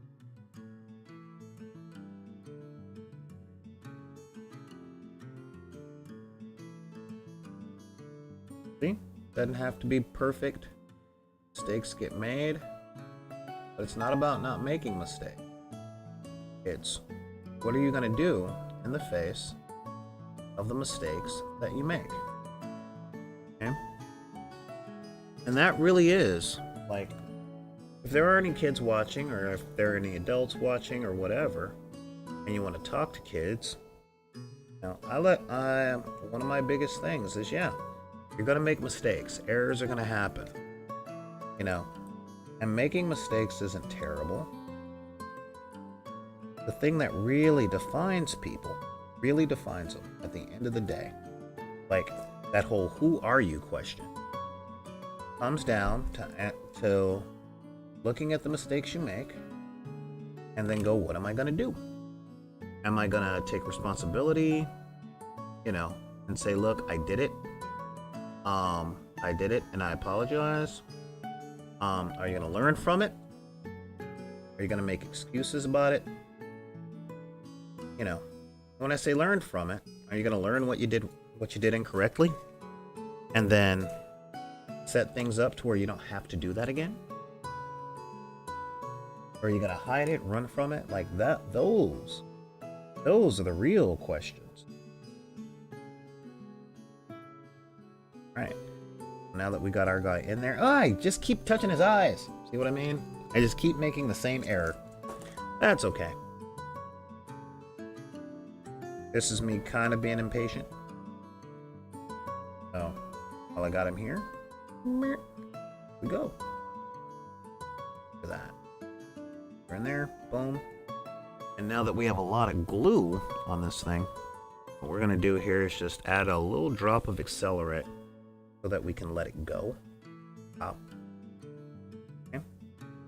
And I'm gonna take a little bit of that gunmetal. We're gonna dry brush a little bit of that gunmetal over his chin pipes. All right, just so that he has a little bit of shine down there. Okay. So a little bit here, goes right on chin pipes.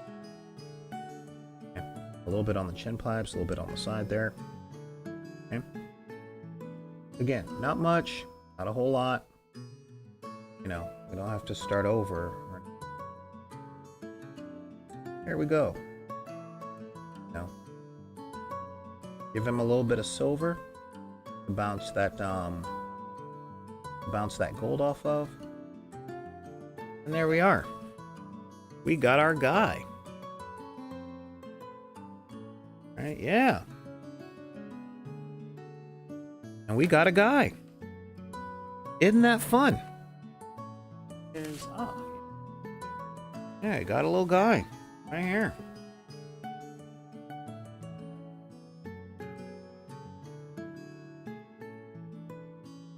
And that right there is super fun.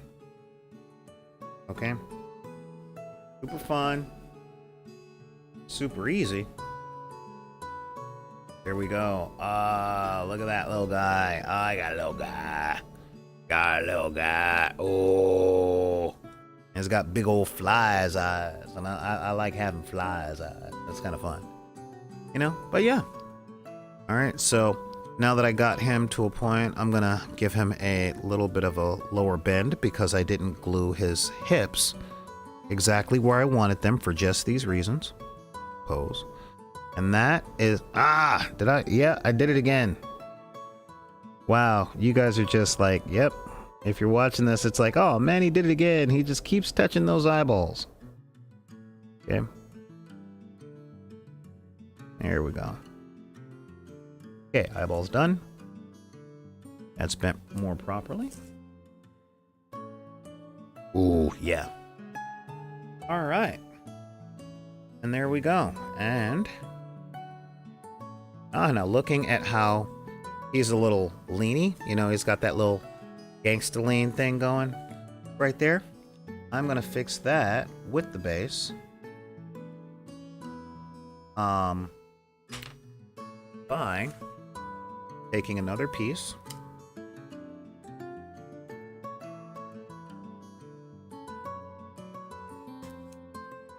Okay, so that when it's dry and it's ready, this is going to be fun. Okay, I'm going to take this little thing here. Yeah. There we go. That little thing. Because he's got a little bit of a gangster lean going. And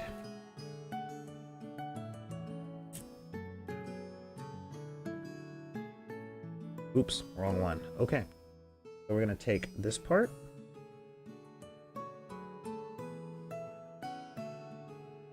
Okay. You can see I'm putting just a tiny bit of glue right here. Because we're going to give this guy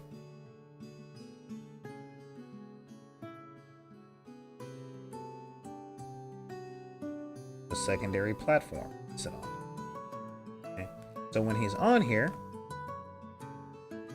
the figure himself will have that lane, but he'll be on the base and he'll be doing his thing in a much more civilized manner. You know, that'll be his big thing. Yeah. Okay. Yeah, and that'll be fun. That'll be really fun. So yeah, there we go. We painted the guy. Ooh. So yeah, today I said, let's paint a robot. And we painted a robot. So, alright guys. It has been a while. Yeah, we've been going for 4.5 hours today. And I am good with that. You know. So yeah, this will be fun. I'm going to set up pictures and all that stuff. Take a few photos. Tomorrow after we get that stuff going, and we've got photos that are going up in the Etsy store, which I'm hoping to have launched no later than Monday. All right, for that after Christmas shopping and all that other stuff. But really, I've got a lot of balls in the air when it comes to the stuff I got to juggle to make things work every day. But I want to thank you guys for being here today. This has been super fun. I've been really happy with not dropping my ashtray. And yeah, this has just been really kind of cool. Thank you for being here, as I said. Major shout outs to my folks in the chat. There's a lot of you guys in here, and I really appreciate it. I want you guys to have a good holiday season. If you're doing Kwanzaa or Hanukkah or Christmas or Festivus or, you know, all that other stuff. Just have a good rest of your weekend. I want you guys to know you'll only have to deal with those family members for a few days. And I know it doesn't seem very cool to have to do. But what I will also say as though you have to deal with those family members for a couple of days. Are there a couple of family members that you enjoy seeing that you only get to see a couple of times a year like this? You know, don't forget them, right? I kind of look at having to deal with my hedge betting family members in the same way that I look at my family members that I actually enjoy seeing. And my hedge betters, they're the price I have to pay for my cool family members, the artists and the bleeding hearts and, the ones who travel the world or kill and cook their own food and, all that stuff. So, with all that going, guys, have a really good holiday. If you guys want to get a hold of me, it's really easy, right? All you got to do, pull up your keyboard and send me an email at backinthedeck@gmail.com. That's BACKINTHEDECK@gmail.com. Hit me up on Twitter or Instagram. I got a TikTok and all that stuff. I might be doing little sketches, who knows?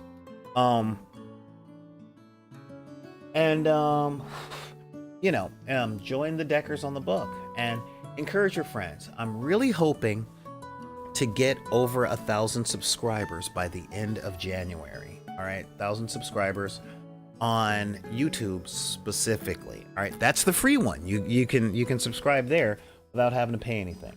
But yeah, YouTube doesn't take you seriously with triple digits of subscribers. You need 4 to 5 to 6, sometimes even 7 digits before they take you seriously. Like, I can't even get into VidCon, which is only 20 miles from the house, and that's where all the YouTubers are and all that stuff. So, again, let's get those subscriptions up. Share the page and, let people know. I will put more short form stuff out there. I will put more short form stuff out there as I can think of and write and edit and all that other stuff. The more subscriptions we have, the more we'll be able to get sponsorships. And once we start getting sponsorships, I can hire editors. It's the whole, you got to get more to do more, but then you do more and then you get more. And it's just this whole cycle. But either way, have a really good holiday season, you guys. Just remember, there's always a family member that you don't get to see very often that you really like, and you might get a chance to see them. And yeah, if anybody tells you guys that you can't like what you like because of the circumstances of your birth, be it race, religion, creed, your gender identity, your sexual orientation, your disabilities, your neurodivergencies, or your budget, you can just tell all those people to take any of those cards they're trying to play on you and put them back in the deck, right? I like you guys. I think that you guys are decent people. So there's at least somebody out there, somebody in this world that thinks you're decent people, even if you don't. All right. So I will see you guys probably after Christmas. And we will see how the rest of the stuff goes. All right. I want to do some playthroughs and a few other things that we got going. So we'll see how all that goes. All right, guys. In the meantime, thank you guys for joining me here in the Hobby Hall. We'll see you.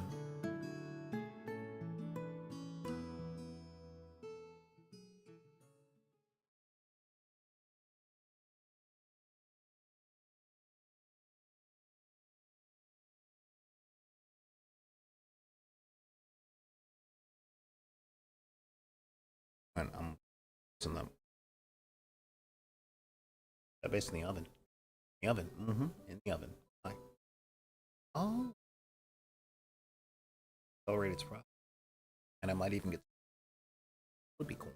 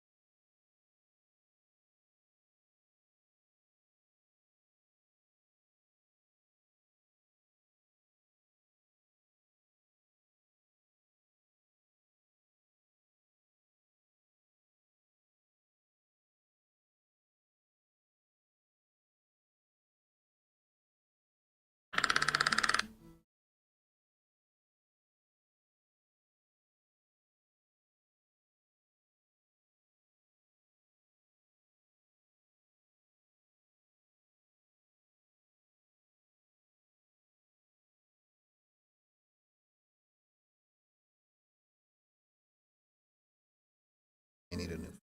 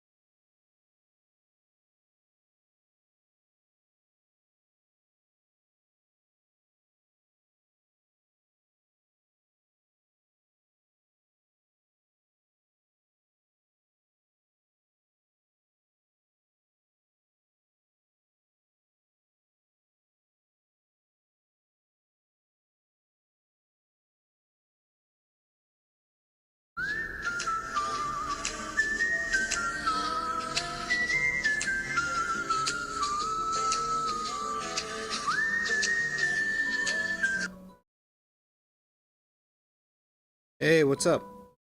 Hey, I got it in and done. Oh, okay. And you started it and all that stuff?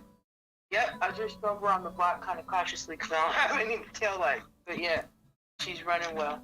Cool. Cool. Very cool. All right. So you need me to come over and help you get the bed back on, or are you doing that tomorrow? I need to do that tonight. If you're available. Okay. Um, Give me about a half hour. All right, sounds good. All right. Thanks. All right. No problem. Later. Bye.